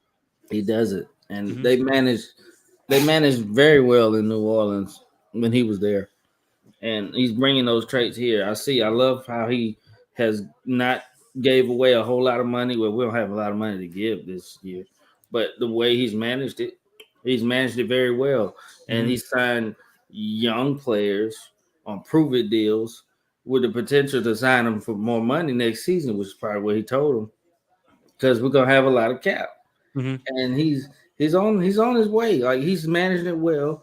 I just want to see how he handles it next off season, when we have a lot of money, and how he's gonna spend that money. That'll be interesting to see. I can't even imagine the type of players they're going to bring in with over $100 million in cap. Anybody in the chat, if you guys are there, if you guys are still watching the stream, thank you so much. Thank you for your support for One Time for the Fan. We'll talk about this over the next couple weeks, months. Free agents' names will open up for next season. Well said, Chase. Terry is a businessman. I got to star that. Terry is a businessman. Terry has done some magnificent moves, I think, so far. And we talked about the Drake London situation of why they drafted him. I swear I see it when it comes down to the red zone. It's called the monster package. And you're going to have Drake London, 6'5" wide receiver, next to Kyle Pitts. And you can switch it around however you want. Drake London, 6'5". Kyle Pitts, 6'6". Auden Tate, 6'5". Cordell Patterson, 6'3". You have your blocking tight end Anthony Frisker out there. You also have your speed running backs, or even if you go to power back like Mike Davis in the backfield to help you block. It's very hard for teams to match up one-on-one when you have those type of receivers. Once again, 6'5" Drake London, 6'6" Kyle Pitts, 6'5" Auden Tate, 6'3" Cordell Patterson, and then you mix in you mix in Zacchaeus. And you mix in Frank Darby, which I hope gets him more time on the field this season, because I don't like when picks get picked and they don't play. I want to see him on the field. You know, who knows? Let's just say Frank Darby come out here this year and just go crazy. Yeah. 700 yards, 60-some receptions, 8-9 touchdowns. You sitting here like, we didn't play this guy last year? Yeah. I want to see something happen this season, and I think Terry has done a magnificent job of just building these small pieces. And let's think about how much of a businessman he is, Chase. He didn't sign nobody to no 4, 5, 6, 7, 8-year deal with the money that he has, the cap situation that he has, because these guys are going to fight for a contract. I'm sure they've already been told, we'll bring you here on a 1-year deal. Think about Rashard Evans. Think about Damian Byrd. Think about Damian Williams or Robinson, the running back. Williams. All these guys went to the interview with the Falcons. The Falcons told them what it was. 1-year deal. They told them their plan, and they 2 said years deals. Yeah, they said you'll fight for a roster spot. You prove your worth. You have a great season. Yep. We might sign you to a multi-year deal. We'll pay you. Rashard Evans could have said no. Yeah. Jermaine Ifedi couldn't have said no. Jermaine Ifedi was a first rounder, right? Yes, he was a former first-round draft pick. Rashard Evans was a first rounder, right? Yes, he was. These players could have said no. Could have went to go chase the bag. The young players. Yeah. Lorenzo Carter, young player. Chad Moon was off the board. Jaguars are just loading. I'm sorry, Matt Ryan. I'm sorry. You think the AFC South is going to be easy for you? It was last season if you were there. Not this right here. That's a good move for the Jags. I'm not a Jags fan. I know Jaguars fans. I went to the Jaguar game last year. For some reason, their fan base it's extra weird. They only get loud on like fourth quarter. It's just super weird. But yeah, Chad Muma is a good pick. Yeah, He's matched with Foye Alokin, and they got Devin Lloyd too. Am I not mistaken? They do. Did they get Devin Lloyd? I'm not sure. I have to go look. I can't remember. But because they're not Falcons, so we don't really care. I'm just trying to remember the picks. Not but really. Chicago, Seattle, Indianapolis coming up shortly after that. They do have Devin Lloyd. They got Devin Lloyd? Yeah, so Foye Alokin. Their linebackers looking kind of nice. Chad Muma, projected second round, going third.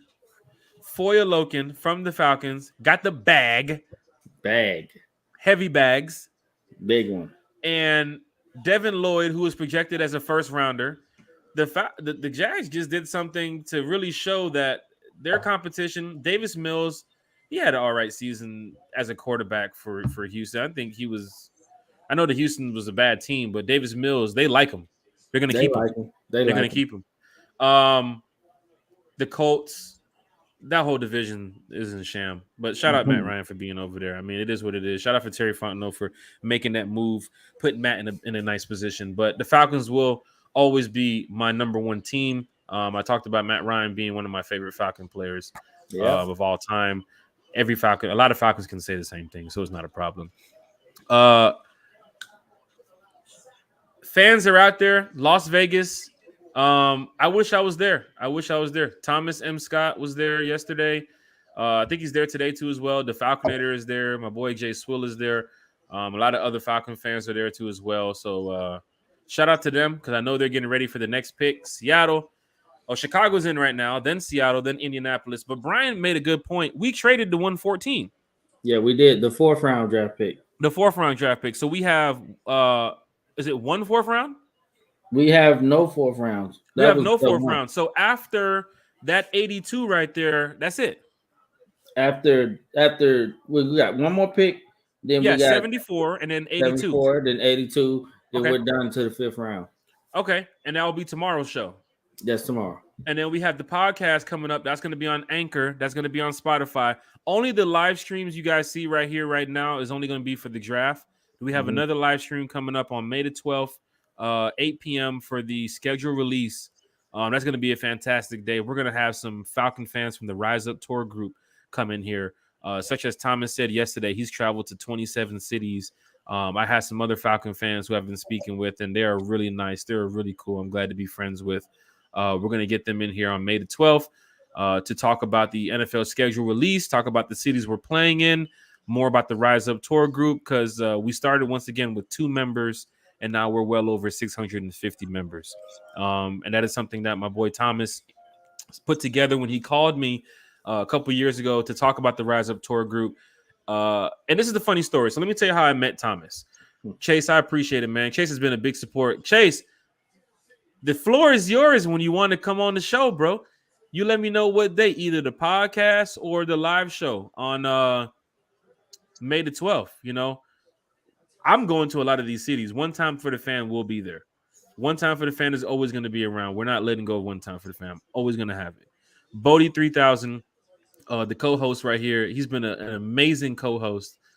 So many people have told me great things about you, Bodie. And then people who have listened to the stream yesterday and saw, what we had going on, they said that your co-host is well knowledgeable. He knows what he's talking about for the Atlanta Falcons, and you've really been a big help. Jabri Harper is back. We're going to get Jabri Harper in here. Jabri, welcome back. What's up? Good. Glad for you to be here for the next pick. Jabri, I'm glad you're here because we're just going to close out the rest of this draft with you here. I know we talked about 8:30 to 9:30, but F that. We're going to ride this out. ATL is coming up shortly after that. ATL is coming up in a couple picks after, and then the draft will be over for the Falcons until tomorrow. But yeah, I met Thomas. I had an extra ticket to the game in Cleveland, and my friend backed out. He couldn't make the trip, and I needed somebody to go with. I was going to be on the front row. I had all my Falcon fans. They had all of them had already bought tickets to the game, so they didn't want to switch any tickets. And of course, when you go to these Falcon games, you go in groups. You're not gonna. It's hard to find one person to come sit next to you. Yeah. Sure enough, I hit up a friend who said, "Hey, I know somebody who might want to buy the ticket." He travels to the game by himself. It was row 1 right there on the wall in the end zone, and Thomas bought the ticket, and we were talking. And literally, less than a couple of months later, we created the Rise Up Tour. Thomas was the head honcho in charge. He was making sure everything was taken care of on the back end, business wise. And me, I was just trying to handle the social media, get people in, get Falcon fans. But once again, we started with 2 people. We're now over 650 people. We've put on parties. Thomas, let me not take any appreciation for it without thanking Thomas, because Thomas is really the man in charge with this. Put on parties in Miami with the yacht party. Dallas, we were downtown Dallas. We had a party as well. New Orleans, we're at Razoo's. Carolina, Thomas does a bus trip as well. Jacksonville, we put on a party right there next to the pier.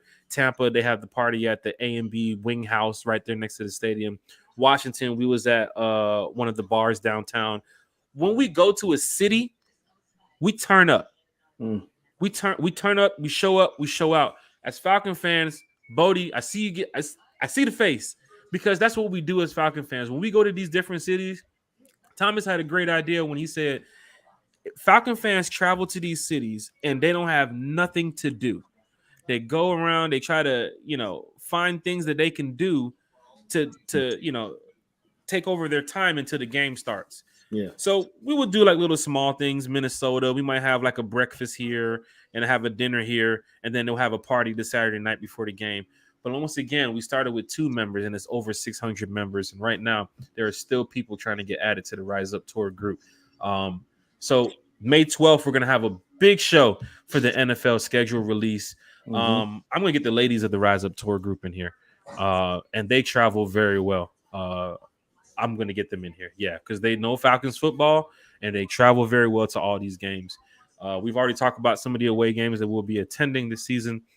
Bodie, any game on the road you want to go to, you let me know. Of course, One Time for the Fan will be there. Jabri, same as well. But Falcons are getting ready to come up shortly. After that, they have another pick in about, I think like 10 picks before the next pick. Almost 10 picks. It's like they got Seattle right now, Indianapolis next, then Atlanta, Denver, Baltimore, Indianapolis, Cleveland, Chargers. Yeah, 8 picks later. Yeah, so after that last pick right there behind the Giants, we'll get ready to wrap up the show. I appreciate everybody who's tuned in. Might be going on to about 10, 15, maybe 10:30. I believe we'll probably cut this off at 10:30. I don't think the Falcons make it past 10:30. The way this draft is moving is 9:52. It's moving pretty quick tonight. It's moving pretty quick. Jabri, you mentioned running back. Yeah. And then James Cook went off the board like 5 minutes later, bro, when you left the screen to Buffalo. I know. Wide receiver, defensive end, middle linebacker, all 3 of those players are playing on the field week 1. Who's your next selection? You can say running back. I think it's guard. Yeah, that's what I was going to say. I was going to say guard, or either, that man that's still out there. And it's surprising me too. I think honestly, Seattle or the Colts picks Malik Willis. Let's tune in. Let's see.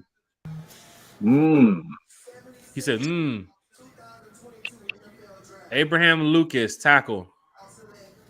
But I tell you right now, Falcons fans are going to be really upset if they don't select Malik Willis in the next couple of picks. I'm going to hear it on social media. I'm going to hear it. I'm not tripping. I'm not tripping at all, because I know why. They wouldn't select Malik Willis if they don't select Malik Willis. But you have to raise the question, Bodie. You're a very smart man. Why is Malik Willis still on the board? One word. Liberty. Yeah. No. I mean, man, yeah, he went to the D1 school. I mean, I forgot which one. He transferred to Liberty. Yeah. He came from Auburn, didn't he? I think it was Auburn, yeah. One of them schools. He went to Auburn and transferred to Liberty. And did what he did there. I mean, there's a reason why he's on the board. There's a reason why N'Kobe Dean is still on the board. See, Chase said N'Kobe is still on the board, bro. I'm right there with you. I mean, but I what I'm not gonna do is sit here and be like, okay, hope we get N'Kobe and then don't get him. So I'm just like, so right here. We rate. What is that? Oh, I'm about to say I saw something weird for a second on the back. I didn't know what was going on. Everybody in the chat, everybody in the stream, shout out for viewing, shout out for sharing, hitting that like button. Thank y'all. What is going on? I don't. Oh, what is that? What the? There's some weird stuff going on. Huh? You need a quarterback behind Matt Ryan. You do. You Cheeky do. boy. What is going on? Jelani Woods. 1 pick before the Falcons. Dez. Dez, if you're there. Oh, Dez is not here. I'd love to get Jelani's cousin in here. Because I know they'll probably be sitting there thinking the Falcons can take him. I wouldn't mind getting Jelani Woods to help us stretch the ball down the field. This guy's a monster, man. Said who? He's a big dude. He's a big dude. Look at him line up on the Y too. Wait a minute. Hold on. Another target for Matt Ryan? Here we go. Oh, come on. Shout out to everybody in the chat. Shout out to everybody in the stream. I wouldn't be mad. I feel like they need to go offense here. Atlanta need to go back offense. You're going offense. You're going guard? Yeah, offensive line. Dylan Parham from Memphis. O-line. I can't deny that. Dylan Parham from Memphis is still on the board. Still on the board. Sorry, it's a little alcohol. Your boy Sayer from Georgia, guard, is still on the board. N'Kobe Dean is still on the board. Malik Willis is still on the board. Travis Jones is still on the board. Spill the beans. I want to know. Go ahead. Don't you say nothing, Jabri. No. He don't. Okay, you want to watch it. All right. Don't say nothing. I bet it's Malik. Is it Malik? Desmond Ridder.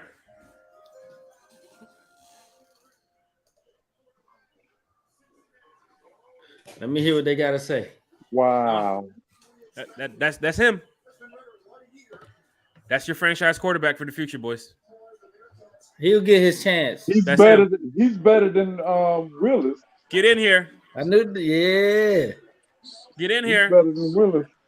That's your franchise quarterback right there. Yep. He's better. He ready. He better than Willis is. Yeah, he is. I like him. Bro, the dude went to Cincinnati. Look at this guy.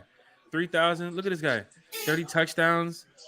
8 interceptions. And I called this one too. I called this pick too because I said Drake London and Ridley. Those are 2 picks I called, man. Let's go. Let's go. Dual threat. Mariota. Oh, you're on the sideline, Mariota. I'm excited, man. I like it. Look at this kid. Shout out to Desmond Ridder, your newest member of the Atlanta Falcons. All right. Shout out to Desmond Ridder, man. Let's go. Look at that. Look at that. Look at that vision. Look at that vision. Oh, whoever that defensive end was, he mad. Yeah, I know he mad. I remember this game. I remember this part. I remember this play. That's like the best play he had. To scramble back. Throw back. Well, we ain't getting no quarterback next year. No, that's it. That's your franchise. That's your franchise right there, bro. That's it. Yeah. Here's the good thing about Ridder falling the 3rd round. Mariota can play his 2 years now. If it rides out, he can play his 2 years. This is the guy that's going to come in if Mariota's not doing the job well. Don't forget, you didn't pay much for Mariota. Yeah, or he's injured. He can't stay healthy. Yeah. I don't see much of a competition battle coming into week 1. But then again, fans are going to want to see your rookie quarterback on the field. There's going to be a time it's going to be like this guy has to come out there and get on the field. Shout out to Desmond Ridder. Look 3,334 passing yards, 30 touchdowns in Cincinnati, 8 interceptions. I'm sorry to cut everybody off. Led Cincinnati to college football playoff in 2021. Then he got beat by them dog. No. Them dog, baby. It is what it is. But hey, shout out to him. Shout out to Desmond Ritter. This is looking like our franchise quarterback of the future. 87 career passing touchdowns. Look at the family right there. This is your newest Falcon. He's wearing my hat. Been waiting forever, man. Shout out to Desmond Ritter, man. I just want to say, I hope you do big things here with the Atlanta Falcons. Sure. You deserve this.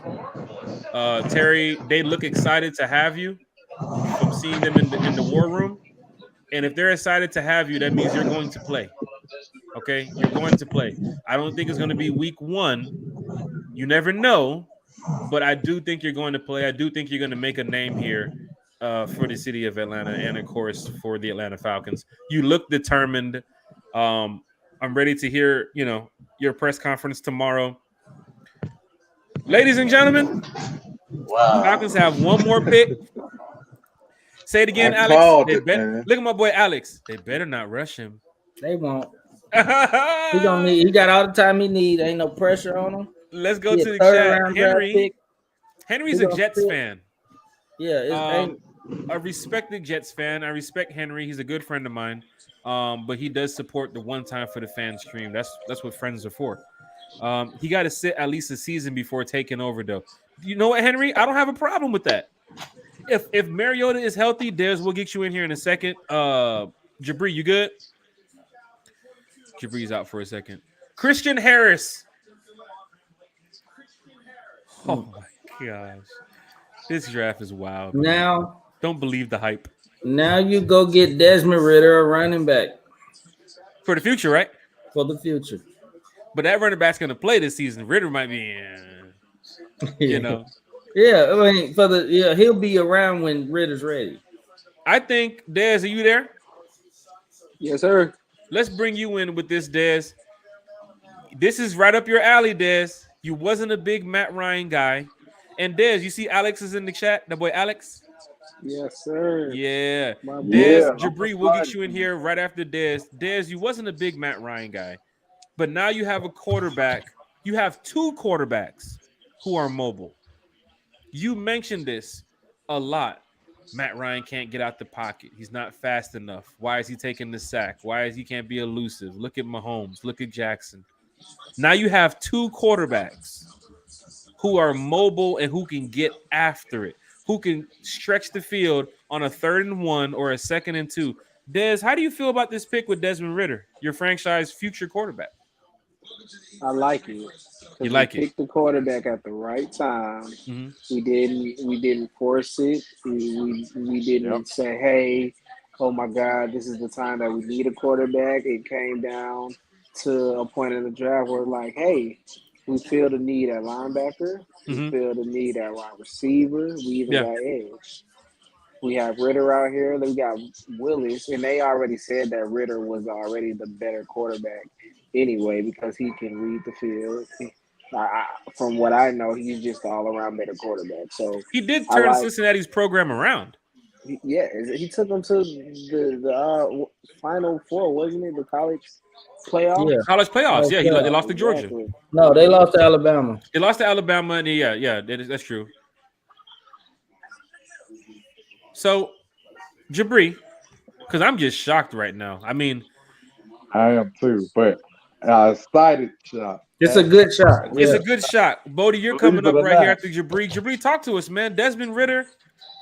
Yeah, man. If Mariota can't get the job done, like Alex Addison says, let's see if he can beat Mariota in training camp. What is your feelings on Ritter now? My feelings is I'm ecstatic because I know this is going to be our franchise. This is our future right here. We looking at, so that's why I'm real excited because it's like it's starting a new generation, man. It's exciting, man. Yeah, you know they taking over. They getting in. They bringing in their players and deducting all the players that was connected to Dan Quinn and you know that other guy that we're not gonna say his name, but you know that guy. And yeah. I gotta get a mute button in here somewhere or some type of sensor. As soon as I say it, they go boop. Something like that. I'm ecstatic, man. I'm excited for what's gonna happen. Now we know if Mariota can't stay healthy throughout the year, we're gonna see this guy. So That's our guy. this is exciting, man. And you feel confident that if Mariota can't get it done, this guy comes in from his play at Cincinnati being outstanding. You're confident that Ritter can come in and really can make a change here. Yes, I do. I believe in that guy. I think he can. I believe he can do. I think he can do. I think he might shock us, man. They compared him to Dak. Okay. I think he might come in with a chip on his shoulder because they picked him so late. He's gonna have something to prove. He's gonna have a chip on his shoulder too. 2 quarterbacks with a chip on their shoulder. I love it. Bodie, I want to bring you in here, Bodie, the professor. Is the chip, like Jabri said, is the chip on Desmond Ritter's shoulder the same like how it was for Jordan Love when he entered with the Packers? I would say so. You think it's the same? I would say so. I mean, Jordan Love, well, I mean, that's a whole nother situation, they just signed old boy. Mm-hmm. So if I were him, I'd be looking to get out because I'm trying to play. But that's a different story. I know he got a chip on the shoulder. Ritter's got a chip on the shoulder. Look where he got picked at. He probably is going to say, yeah, I should have been picked higher. I'm the best quarterback in this draft. They got to say that. Mm-hmm. You got to have that mentality. Well, he was the second quarterback selected. Apologized that it wasn't, not for you, but the NFL should apologize. He wasn't first round, second round, but he was the second quarterback selected. Yeah. And Malik Willis keeps sliding. Keeps sliding. You know what Malik Willis goes right now. He goes right now. You know where he going? Mm-hmm. Where he going? He's going to Carolina. Carolina, where? Heard it here first. Is it? Heard it here first. That's tough. Bodie, let's go around with the grades. Des Dollars, I know you're there. Chime back in whenever you're ready. Comment section has been lit tonight. Comment section was lit yesterday. It was lit yesterday. I saw Comment section is lit tonight, and I appreciate everybody who's joined the stream. Once again, I'm not the One Time for the Fans, not the biggest podcast in the world. We're not the official Falcons podcast, but what we do is we bring our opinions, we bring our ideas to the table so everybody can understand that we are diehard Atlanta Falcon fans. We are professional Atlanta Falcon fans. We're going to keep it real. We're going to tell it how it is. Atlanta Falcons, I'll start first with the grade. I gave Drake London a B. It's B's across the board. I gave Drake London a B. I gave the defensive end, the second pick, a B. I gave the Troy Anderson third pick a B minus. Because I that situation right there, I was thinking more Christian Harris or N'Kobe Dean, and then Christian Harris goes a couple picks after. But Desmond Ritter, I'm going to shock y'all boys. I'm about to shock y'all right now. Desmond Ritter, I'm going to say A. And the reason why I give Desmond Ritter an A, there goes Travis Jones. He's gone now. The reason why I give Desmond Ritter an A, I've been watching Desmond Ritter for a couple years now, playing at Cincinnati. And then when he had the game against Georgia, and of course what they did in the college football this year was just outstanding. I always kind of thought, and I said it, I actually tweeted it maybe 2 weeks ago. I'll find the tweet and put it out. But I said Desmond Ritter or Matt Corral would be the next quarterback of the Atlanta Falcons. Even though it's Marcus Mariota, I do believe that if Marcus, of course, can't stay healthy, it's not Felipe Franks. If Marcus can't stay healthy or if Marcus can't get the job done, Ritter's going to come in and he's going to make an impact quickly to this team. He's going to make an impact. I think he's a great quarterback. His vision, his pass accuracy, the way he's able to be mobile when he wants to be mobile and stand in the pocket when he wants to be. He doesn't overdo what he can as a quarterback. He's not going to run the ball 30 times. You know what I'm saying? He's not going to just go outside of what the play is. If the play breaks down, he's going to make something happen with his feet. But look at his production at Cincinnati. The boy threw the ball. He threw the ball, and he threw the ball well. And let's go back to who he's going to be throwing to. If he's starting week 1, 6'5" Drake London, 6'6" Kyle Pitts, 6'3" Cordell Patterson, 6'5" Auden Tate. Oh, man, I'm so excited, man. Are we starting to see, Jabri, get in here, are we starting to see, not on paper, but are we getting a little bit more excited now about not only the future of the Falcons, but this season? It's all coming together. We lit up on this Desmond Ritter shit. Things change now. I notice everybody's a little bit. Everybody. I think everybody is secretly kind of been waiting Yeah. for that because they want to know who their franchise quarterback is going to be. Mm-hmm. Even though we might have not been high on these quarterbacks, but I do think Riddler is the best quarterback in this whole draft. I do think so. I don't think they say Malik Willis, but he's more about excitement. He's more about excitement. He's not about accuracy and like actually can play right now. Mm-hmm. You know what I'm saying? You can Riddler is play him really right right now. now. I think he's going to sit maybe a year, but you can play him right now. He's a third rounder who should have went in the first. Bodie, I see you shaking your head. Jabri, very good insight with the Atlanta Falcons, man, with being a fan. I noticed you don't just say it because people would say, "Oh, you're a fanboy," or you don't. No, you're actually telling it like it is. You see it. You've lived through this, the winning seasons, the losing seasons. You're a professional fan, so I have to salute you for that. Bodie, I want to bring you in because Des Dollars is probably at work. Why is Malik Willis still on the board? Alex, we're going to get to your comment here in a second.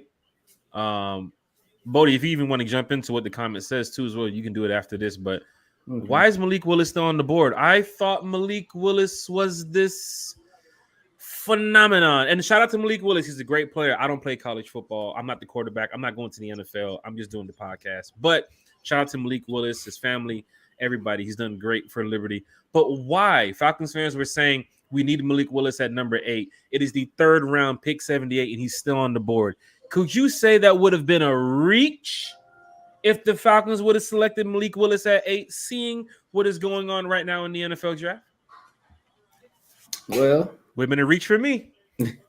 I mean, it was a reach regardless. Yeah. Even before this astronomical slide, I mean, nobody saw this slide coming, because, I mean, all the analysts have been hyping up Malik Willis. He's the best quarterback in the draft, blah, blah, blah. It's the third round now. 2 other quarterbacks went ahead of him. And, there's a reason. I mean, he played the level of competition. Mm-hmm. I mean, playing at Liberty, come on now. I mean, do you think that GMs and everybody looked at the level of competition he played against? That's the reason why? That's what else can it be? I mean, he has the intangibles, he has all of that, but he went from Auburn to Liberty, and it's just, I think it jacked him up a little bit. Mm-hmm. The level of competition he played against. Now he played great against that competition, and he has amazing traits and all of that. He's a great arm and all of that stuff, but he has limitations. There's a reason why these scouting departments get paid to do what they do. Mm-hmm. They studied him. They looked at him. But they like Desmond Ridder better. And I'd like to agree because Desmond Ridder took a team. The better quarterback. Yeah, he took that team to the college football playoff. And they might have got slapped by that Bama team that we slapped. But the thing Falcon fans are going to have a problem with, and I see Falcons fans on social media, they're going to complain this Desmond Ridder, Malik Willis, Atlanta, hometown kid. Once again, shout out to Malik Willis. I hope he gets selected soon, but we know it's not going to be with the Atlanta Falcons. I think Malik Willis is probably still on the board because I don't think the NFL is buying the hype. The video, like I kept saying, the video they just kept showing was the spin around in a circle at Pro Day. Yeah. Launches the ball 90 yards down the field. Yeah. There's nobody there. It's open air and hey. It's the wide receiver down there. There's nobody there. You're not doing that in the game all the time, too. So what could you do in the pocket? What could you do when it comes to reading the playbook? Steve Mariucci, he's a great coach. I mean, he had his bad years, but you see how he does the play breakdown when he's doing his stuff and he tells the quarterback to read it?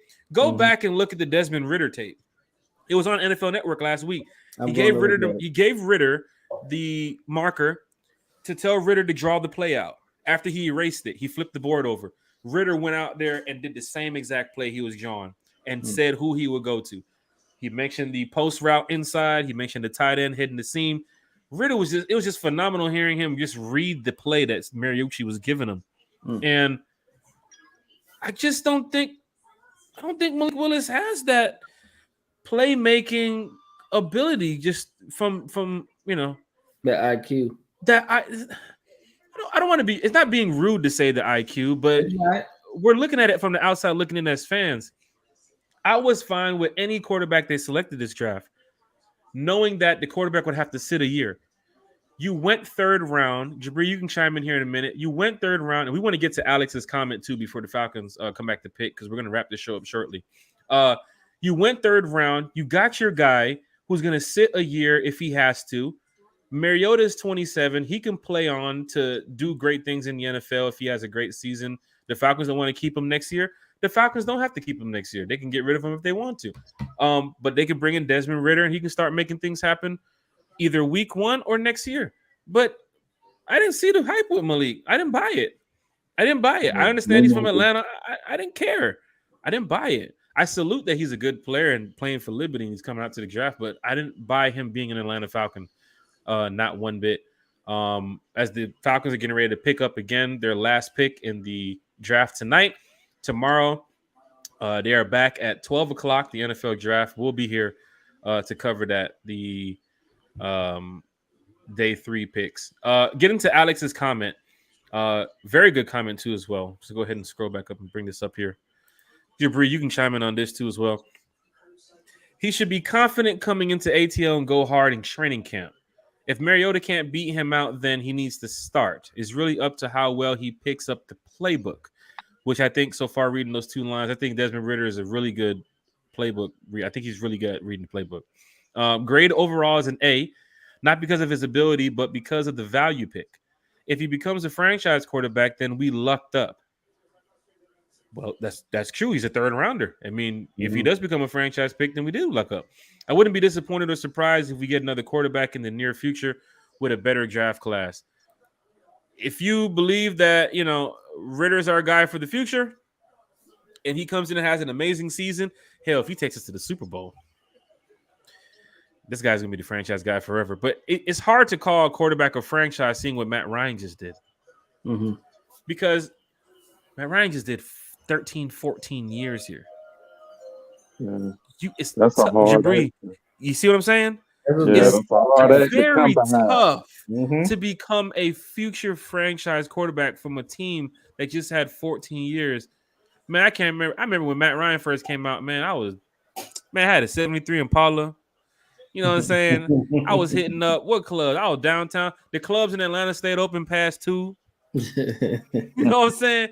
Matt Ryan was here for a long time, man. Long time. You know what I'm saying? So, Jabri, to pick off what Alex just said right there in the comment, ATL is coming up with 3 more picks. We'll switch over here in a second. Is it hard to be a Falcons franchise quarterback after what Matt Ryan did for 14 years? Because the fans want to win now.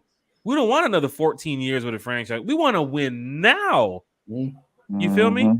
So, your thoughts on Desmond Ridder? I mean, you touched on it already before. Is it hard to be a franchise quarterback here with the Atlanta Falcons, seeing what Matt Ryan just did? It's hard to fill. Those are some big shoes to fill.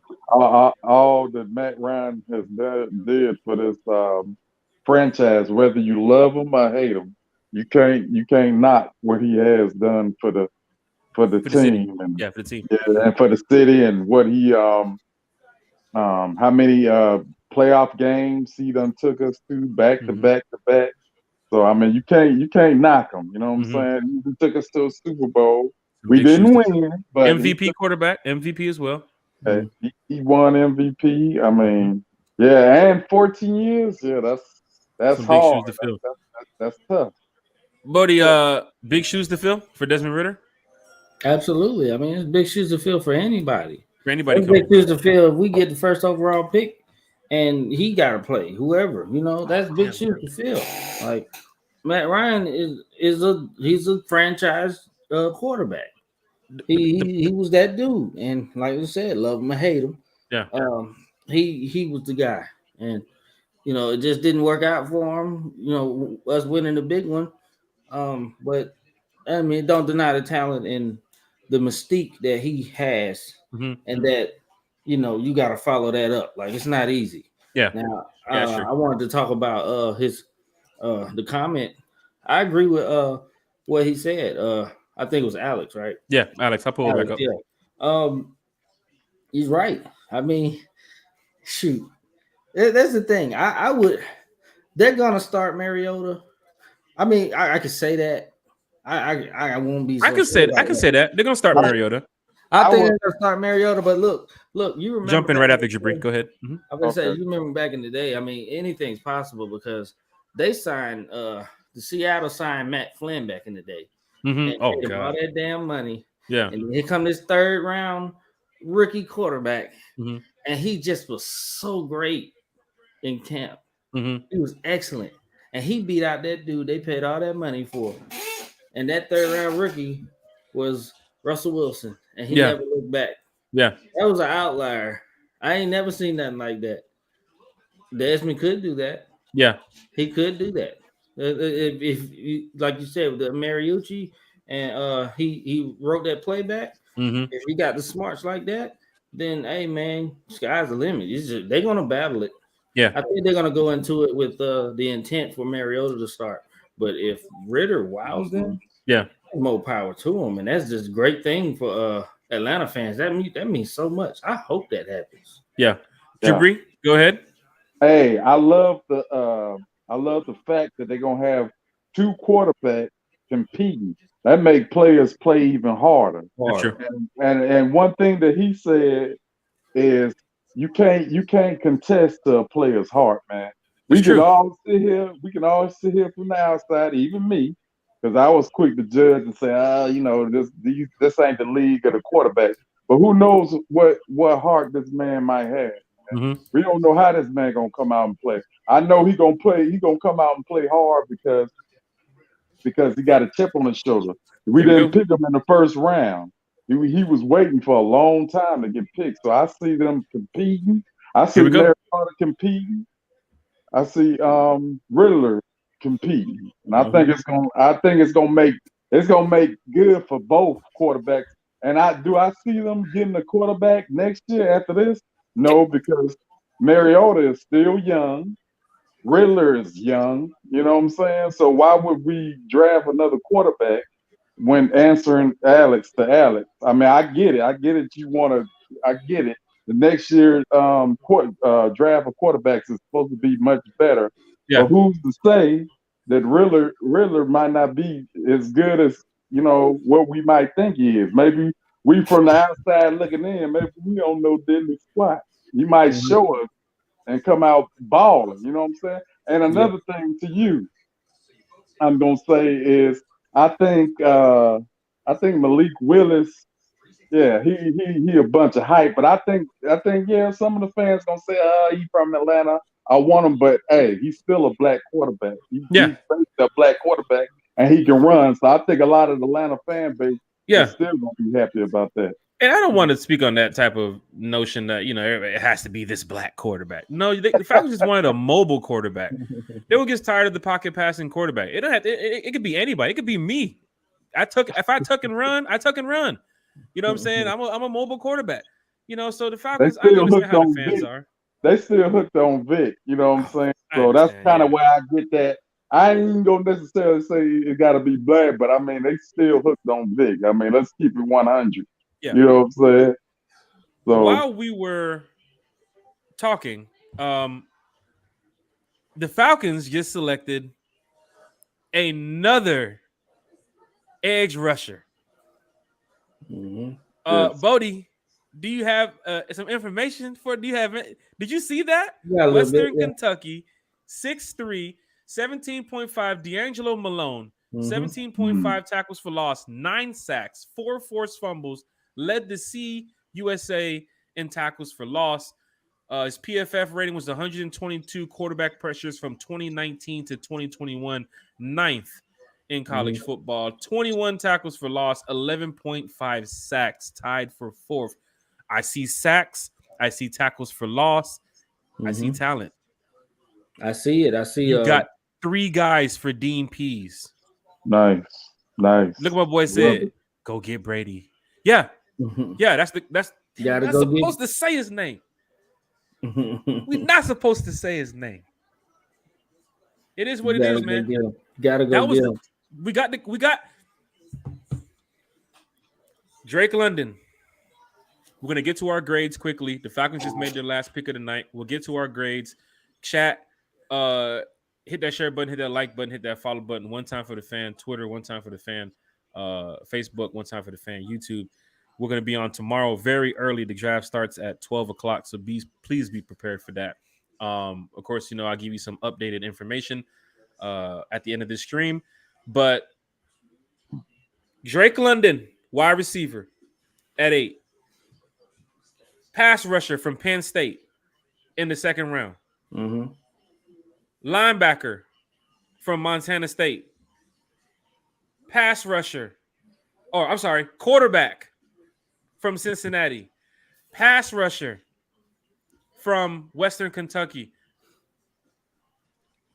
If y'all don't give Terry a salute to what they're doing right now with this team, you want defense? We just got defense. And, of course, here come the Falcon fan. I already know what they're going to say online. Who? Yeah. Who? I bet there's some Falcon fans right now that – Brian, we'll get to your comment. I bet there's some Falcon fans right now that's still saying, well, we drafted Ritter, but can we still get Malik? No, man. No. We can't get Malik. There's always that one fan that's always in the group that just asks the question. You'll be like, what? What? Are you not paying attention to what's going on? Falcon fans, look what's going on here. We're rebuilding the defense. One position we did not touch in your 3-4 scheme, which we will get to tomorrow, is the defensive tackle with Grady Jarrett. You haven't addressed the contract situation with Grady Jarrett. You haven't addressed defensive tackle in the draft. You went and got 2 edge rushers and a linebacker, a quarterback, and a wide receiver. I'm sure tomorrow, Bo, chime in on this. Guard. Guard. You need a guard in the trenches, because if you're not sold on, or I wouldn't even say guard, offensive lineman. We'll just say offensive lineman. It could be a center. It could be a tackle. Your boy. Nakobe Dean. Your boy. Holy shit. Philly just got Jordan Davis and Nakobe Dean. That's crazy. Philly smart. They picking off them dogs. Philly, it's funny. There's a Philly fan in the chat that we're in with me, Dez, and Booman and Bird. And I told him, I said, y'all might end up taking 2 Georgia players the way that y'all like to look at the defense. Yeah, Philly got 2. Green Bay got 2. This is tough. The pickings are getting very slim for Georgia players right now left in the draft, and so I must raise the question. Mm-hmm.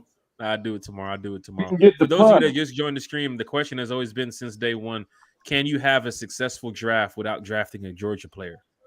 And as of right now, the Falcons are doing very well, in my opinion, but they still haven't drafted a Georgia player. If he's compared to Jonathan Vilma, that's a very good damn comparison.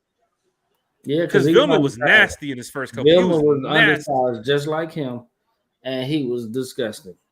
Shout out to the Georgia player. Shout out to Nakobe Dean. National champions. We salute it. Look at that. Look at the picture right behind Bodie. It's right there. We're dog fans. We salute all the dogs that's going to the NFL, but he has now become competition. He is now the opponent. So we do not salute him with the Eagles, but we salute him for making it to the NFL. Wow. Brian, I see you got the highlights in there.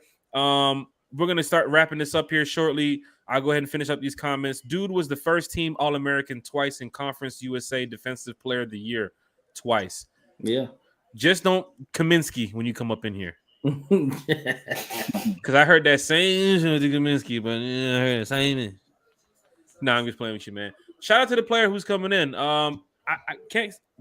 D'Angelo Malone, that's his name? Yes, that's his name. Western Kentucky, shout out to him. We'll get some more information about him tomorrow. We're not going to hold this up. We said 10:30 is 10:28, so maybe like 5 more minutes here. Alex Addison, everybody, Brian, who's been in the chat today, everybody from all the fans who joined in, everybody who joined the stream, everybody who shared the stream. Thank you so much. Going over the grades now, just to finish up. Look at Jordan Davis. He's happy. Yeah, I got my Georgia dog. Yeah, we got my Georgia boy. Grades, I gave Ritter an A. This Malone guy, D'Angelo Malone, I'm going to look over some more footage. also between that, they were showing the Falcon fans. Shout out to Jay Swill. Shout out to Thomas Scott. Shout out to Falconator, who was, I know y'all saw him with the belt. They was on stage. They were around. They were right there in the front row. Shout out to the Falcon fans. Thomas was on the show last night. Jay Swill, that's a good pick too, Demarion Leo. Jay Swill will be on the show later this season. And the Falconator, he was supposed to be on the show, but with the connection in Vegas, it's very difficult when you're on the floor right there at the NFL draft. So we'll get the Falconator on coming up, probably on the podcast or when he comes back from Vegas. Grades. We'll go around with the grades. Go ahead and put your grades in the chat for your players.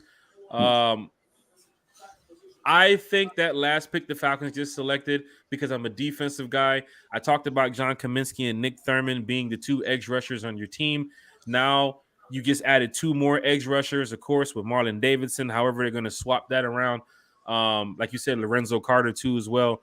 Bodie, he's a linebacker, but he goes after the quarterback.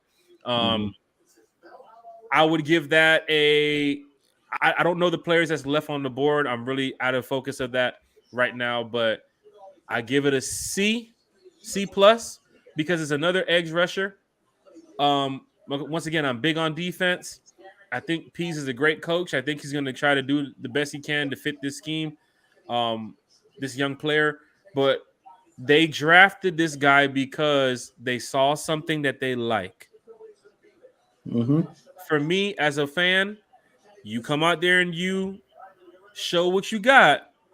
All the fans are cheering. Jabri, you know how the Benz is. Oh, yeah. You come out there and make some plays, everybody's standing up and cheering. They don't care what your name is. Exactly. You come out there and Duke Riley it up. You're in trouble. You're in trouble. So my grade would be a C plus for that pick. It could be a B minus. I don't want to go too heavy on the B's. Marcus Jones was on my list too. I don't want to go too heavy on the B's. I gave Drake London a B. I gave the second pick a B.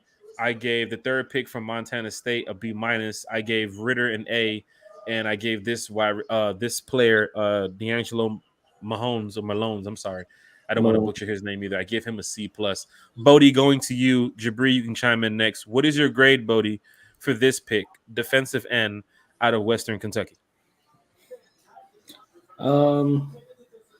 As seeing that we need sack artists, and this dude got to the quarterback and in the backfield. I mean, considering this part of the draft, I give it a B minus. I say B minus because I got to do my research on him some more and see what he is. But he is Western Kentucky's all-time sack leader. So wait, all-time sack leader? Western Kentucky's all-time sack leader. All-time sack leader. This ain't no player who just showed up for 2 or 3 seasons. This is a guy who went crazy. So he can get back there. He has a lot of potential. He needs to put on some pounds. But other than that, he's got a lot of positives. He's fast. He's fast off the edge. He's got good hands. His frame, he can wiggle through tight spaces. I mean, shoot. What's your grade? B minus. B minus. Yes. That's a pretty high grade. I know you're going off of, I don't know if you saw tape of him, but I know tonight's going to be homework. Yeah. Because I'm going to go do some homework after this. Jabri, we want to get you in here too as well. I want to read another comment, give some information about tomorrow's show and some future updates, and close it out here. So, Jabri, what is your grade on this player right here?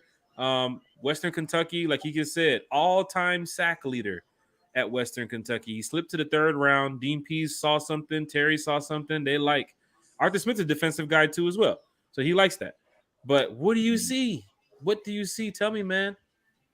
I would probably I would probably give it a C plus or a B minus. Okay. One of those two.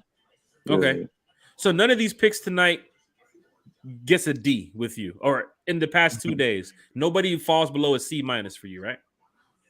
No, the third pick, right, until I find out more about him. The linebacker. Yeah, to me, I will give him like a C minus because I don't know too much about him, but he might prove me wrong. You might prove me wrong. Yeah. C minus, B minus. They have him here as outside linebacker. They do. Well, they have him D end on here too. So I mean, he get 3-4. He's hands guy down. He's hands down in 3-4. Yeah, he's gonna. Yeah, but if they needed to play a linebacker, he'll escape out. He kind of put me. Oh, go ahead. No, go ahead, Jabri. It's all yours, bro. Okay. Now I was gonna say, looking at his size and physique and everything, he kind of remind me of that player y'all was talking about a while ago that plays with us, Kaminsky. Oh yeah, that's what I'm getting convinced. Kaminsky vibes. Let's just hope he shows up more than Kaminsky, because I see from hearing it. I might be wrong. I hope I'm wrong. I hope we're wrong if he plays like Kaminsky. But shout out to Kaminsky. I don't think Kaminsky was an all-time sack leader at his school, but no, he wasn't. He was big in his conference, but he was an all-time sack leader. Yeah, this dude here got potential. Yeah, I was just looking at I'm just going off of, not from what I hear, what the stats that I see of what I'm seeing, what I've seen on the video, like the videos of what they were showing of. I got Kaminsky vibe. That's what I'm saying. Okay. Yeah. Well, I ain't got no problem with that, because as Falcon fans, we understand what this team is trying to do. Let's just let the team do what they need to do, so that way they can put the players on the field in the fall, go get some wins, and we keep it moving. But 10:35 right now. Oh no! Wait. They're not going to keep Tannehill. Let me turn it up. There it is. You got to prove yourself, young man. He's crying like a baby. You got to have to. You got to prove yourself, young man. He got a chance, because going to the NFL. I'm not a Titans fan. You don't have Julio. You got Derrick Henry. Tannehill's probably going to be up out of there. That soon might be your team, but you got to prove yourself. Trevor Lawrence, Matt Ryan, if he's still there when you get your shot. Davis Mills, if he's still the quarterback. Represent Atlanta. Don't represent Tennessee. Keep wearing your Braves hat or your United hat. But he's, I don't have no problem with him. The Tennessee Titans obviously saw something. Go ahead, Bodie. Oh, Jody. Oh, I'm sorry, Jabri.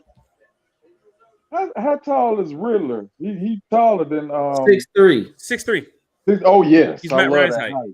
I love that height. Yeah, that's what I'm talking about. Because Malik Willis, nothing against him. I hope he ball out, but he a little shorter for quarterback. You know what I'm saying? Yeah. 6 foot. It's crazy how the first two clips they show is him running the ball. Because that's his trait. That's what he's known for. Hey, if he does great things in the NFL, go right ahead. Just don't do it against the Falcons. I think we play, if I'm not mistaken, we play the AFC South next year. So we'll get a shot to see Malik Willis probably next season.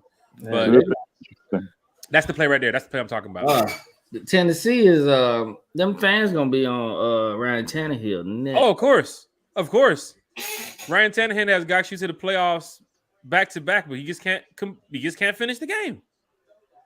He's just not good enough. Now, who Carolina gonna get? Carolina is going to sell the team. That's what they're going to do. Yes. They're going to sell the team. Jabri, do you see me in that 85 group? Let me tell them jokers, man, you need to sell your team. They're going to London. Yeah, them jokers are so trash. I'm actually doing an episode of One Time for the Fan. It's going to be great. I'm going to have a Aints fan in here. I'm going to have a Bucks fan in here. I'm going to have a Panthers fan in here. Man. And we just going to do this. We just going to clash. You know what I'm saying? But 10:38, he has the team around him. Hey, Alex, if he does, congratulations. But once again, just don't do that against the Falcons. Do whatever you want to do in the AFC South, not the NFC South. The Falcons have already made their selections for tonight.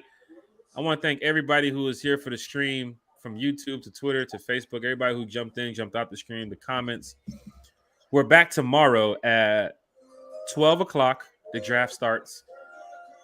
Falcons have 3 picks tomorrow. Am I right, Mr. Bodie? A 5th and 2 6. 151, 190, and 213. And I guarantee you, The draft starts at 12. Those picks will be probably up before 1:30. You know how that last day goes. They don't play. They rush out picks like you don't even get a chance to see them come across the stage or anything. Yeah. They're at the house. Who the Cardinals going to select? Let's see. Maybe we go quarter. Maybe we go running back tomorrow. We'll see. That's a good player. I'm guessing they might. Here's the funny thing, Jabri. I don't want to take up too much time. Just want to let you think about this because if you do join back in tomorrow, I'd love to have you. Bodie will be here too as well. Boo Man shouted. Des Dollars. 190 or 213, Bodie.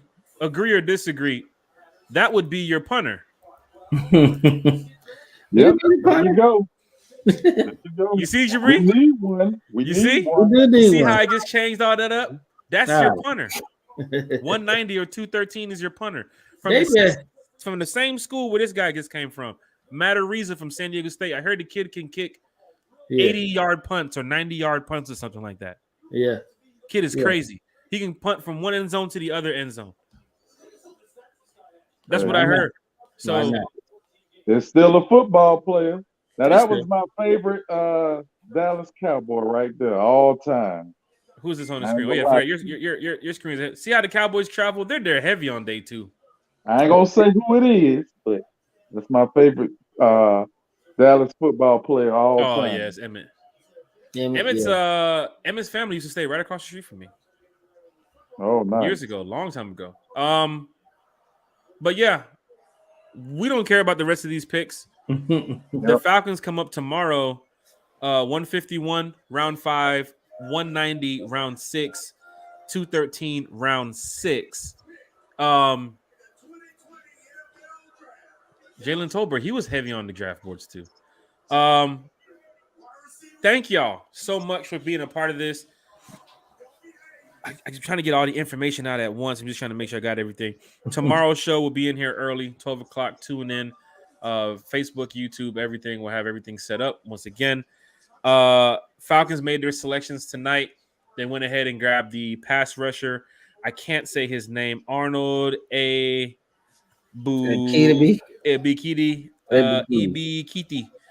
Arnold. We'll call him AE. So Arnold from Penn State was selected tonight. Very good pickup to go get Dean Pease. They call him Dr. Arnold. Okay, that's cool. That's nice. Troy Anderson, the linebacker from Montana State, was also selected by the Atlanta Falcons tonight. Also behind that pick was Desmond Ridder, which we are very excited to see the franchise, possibly the franchise quarterback of the Atlanta Falcons. He'll get a chance. If he gets a chance. And then D'Angelo Malone, the Western Kentucky outside linebacker / defensive end, who led the CUSA, or he led Western Kentucky in all sacks, right? All-time sacks. He is Western Kentucky's all-time leader in sacks. He's Western Kentucky's all-time leader in sacks. So overall, we got some defensive players. We got a quarterback. Shout out to the Atlanta Falcons. Going forward with some of the upcoming events, we have tomorrow's draft show. The podcast will be out tomorrow night around 9 or 10 or so. We have a couple more fans who's going to be on the show too as well, coming up on One Time for the Fan. I believe Class Johnson will be talking to us tomorrow. I'm going to go ahead and speak with Class shortly. Try to get him in here. He's one of the admins of the Falcons Universe, Falcons Nation group. Falcons Ultra Fan Universe group. May 12th, we have the NFL schedule release where we're going to have another live show as well. Podcast every week, OTAs, all that information I will drop tomorrow for you all about the Atlanta Falcons, because the Falcons are pretty heavy coming up with off-season programs and workouts and everything in the month of May, June, and July as we get close to the football season. Still 3 more picks for the Atlanta Falcons, but I'm satisfied for what they've done today. No grade from all of us has been below a C- from Jabri. Everybody else has been doing, I think, a pretty well job in the front office at the Atlanta Falcons. Before we go ahead and get up out of here, Jabri, do you have any shout outs, sir? Hey, Anybody you want to give a shout out to? Anybody you want to say what's up to? It can be anybody from the Falcons to your family to anybody, man. The floor is yours, sir. Shouts out to Atlanta Falcons Nation. Shouts out to everybody, man. Shouts out to the whole podcast. Shouts out to the Falcons, man, for doing their thing tonight. Riddler, Drake London, the guy from Penn State, man. Arnold, Dr. Arnold. Arnold. Hey, Arnold. Yeah, that's it. Dr. Arnold. That's his new nickname now. Makes it easier for me. Hey, shouts out to the people in the chats too, man. Y'all did y'all thing tonight too. So appreciate y'all. How did you enjoy the time on the podcast for the 2 days for the live show? Oh, love it. Definitely will be back. Definitely. So definitely. Shout out to my boy Jabri. Mr. Bodie, the other professor, the professor of the podcast. Raider fans are they are wow, boy. The professor of the podcast, Bodie 3000. You've done a great job, man. These past 2 days, man. We got one more day to go, man. Give us your thoughts, your knowledge. Bless us with some shout outs. The floor is yours, sir. Yeah, man. Shout out to everybody in the chat, like you said, man. Y'all been showing up, man. Y'all really been putting some real gems in the chat, man. Y'all been getting our minds rolling about some stuff. I appreciate that. I learned a lot. Shout out to everybody drafted. Shout out to the Falcons. We rep this. This is why we here. It's because of the Falcons, man. And you know, we gonna believe that they're gonna get us there one day, you know, man. Shout out to all the draft picks, man. And you know, shout out to you, Jack, man. You done put me on. I've been, you know, I had nowhere to put my voice out there. And now I can actually let folks know about my, you know, my little Falcons knowledge. You know what I'm saying? Oh, of course. Just want to, I just want to, just shout out everybody, man. It's just all y'all, man. Y'all just shout out all the Falcon fans, man. Okay. One time for all y'all. I appreciate it, man. Appreciate it. For me, I think the show has been great these past 2 days. Once again, not looking to be the biggest overall podcast right now. It takes time. But of course, we want to try to reach. That kid looks like he's about to cry with the Raiders selection. He looked like he was about to cry. He looked at the kid. He's like, don't select them. But, you know, the Falcons is the team that, you know, I support. I respect. I really do think they're a good franchise, a great organization, from the man up top down to the kicker. We haven't even talked about Young Ho Koo yet. We'll talk about some Young Ho Koo tomorrow with his deal and what he can do, because I think Young Ho Koo could possibly break Matt Bryant's record and become the greatest Falcon kicker of all time. But we're going to get to that too. There goes Dylan Parham from Memphis, the guard. There it is. So the One Time for the Fan platform, you know, it's open to all fans. Please tell a friend to tell a friend, tag a Falcons fan. If you guys know somebody, you guys are talking Falcons football, bring them to the podcast, bring them to the show, bring them, you know, let's talk about and find out what's going on. The guest that we have on tomorrow, if he's going to show up, he doesn't like the number 8 pick. He hates it. And he's going to express his opinions about it. But as a Falcon fan, you just got to respect everybody's opinion, because at the end of the day, we're just trying to win. We're just trying to win. We're trying to get back to the playoffs. We're trying to get back to the Super Bowl. We're trying to get us a Super Bowl. So, yeah, shout out Bodie. My shout out to everybody who's been in the chat, everybody who's watched the stream, everybody who's supporting. I thank y'all, the comment section, everybody. If I missed your name, I apologize. We did 3 hours and 48 minutes tonight. Last night was 3 hours and 23 minutes. So this is real deal right here, as you can see. This is real deal. Shout out to everybody. But once again, it's 10:48. The Falcons have made their selections. We'll talk about it more tomorrow. With that being said, you can follow the page at Facebook, One Time for the Fan. Hit that like, hit that share. YouTube, One Time for the Fan too as well. The video will be up here shortly. Follow on Twitter, One Time for the number 4, the fan. Gmail, One Time for the Fan at Gmail, or you can use my one time at forthefan.net. It's been amazing so far with the Atlanta Falcons with their picks that they brought in. I'm excited. Of course, everything's on paper now until they get onto the field, until they get OTAs, mini camp, training camp, and then get out there for preseason and so forth. So I'm excited to see what the Falcons are going to do. 3 more picks tomorrow. We'll get to that. Of course, like every episode of One Time for the Fan, I have a signature that hopefully a year or 2 from now it takes over. But one time for Des Dallas, one time for Boo Man Shout It, one time for Bodie 3000, the co-host with the most, the professor. Yeah. One time for Jabri for joining us on these past 2 days. Jabri, I thank you so much. Really been a really big help. One time for the Atlanta Falcons. One time for their draft picks. Let's go out there and make something happen this season, Atlanta. We still got 3 more picks left to go. One time for the city of Atlanta, because that's what raised me. One time for all my friends, my family. And once again, this is Jack Spade. One time for the fan.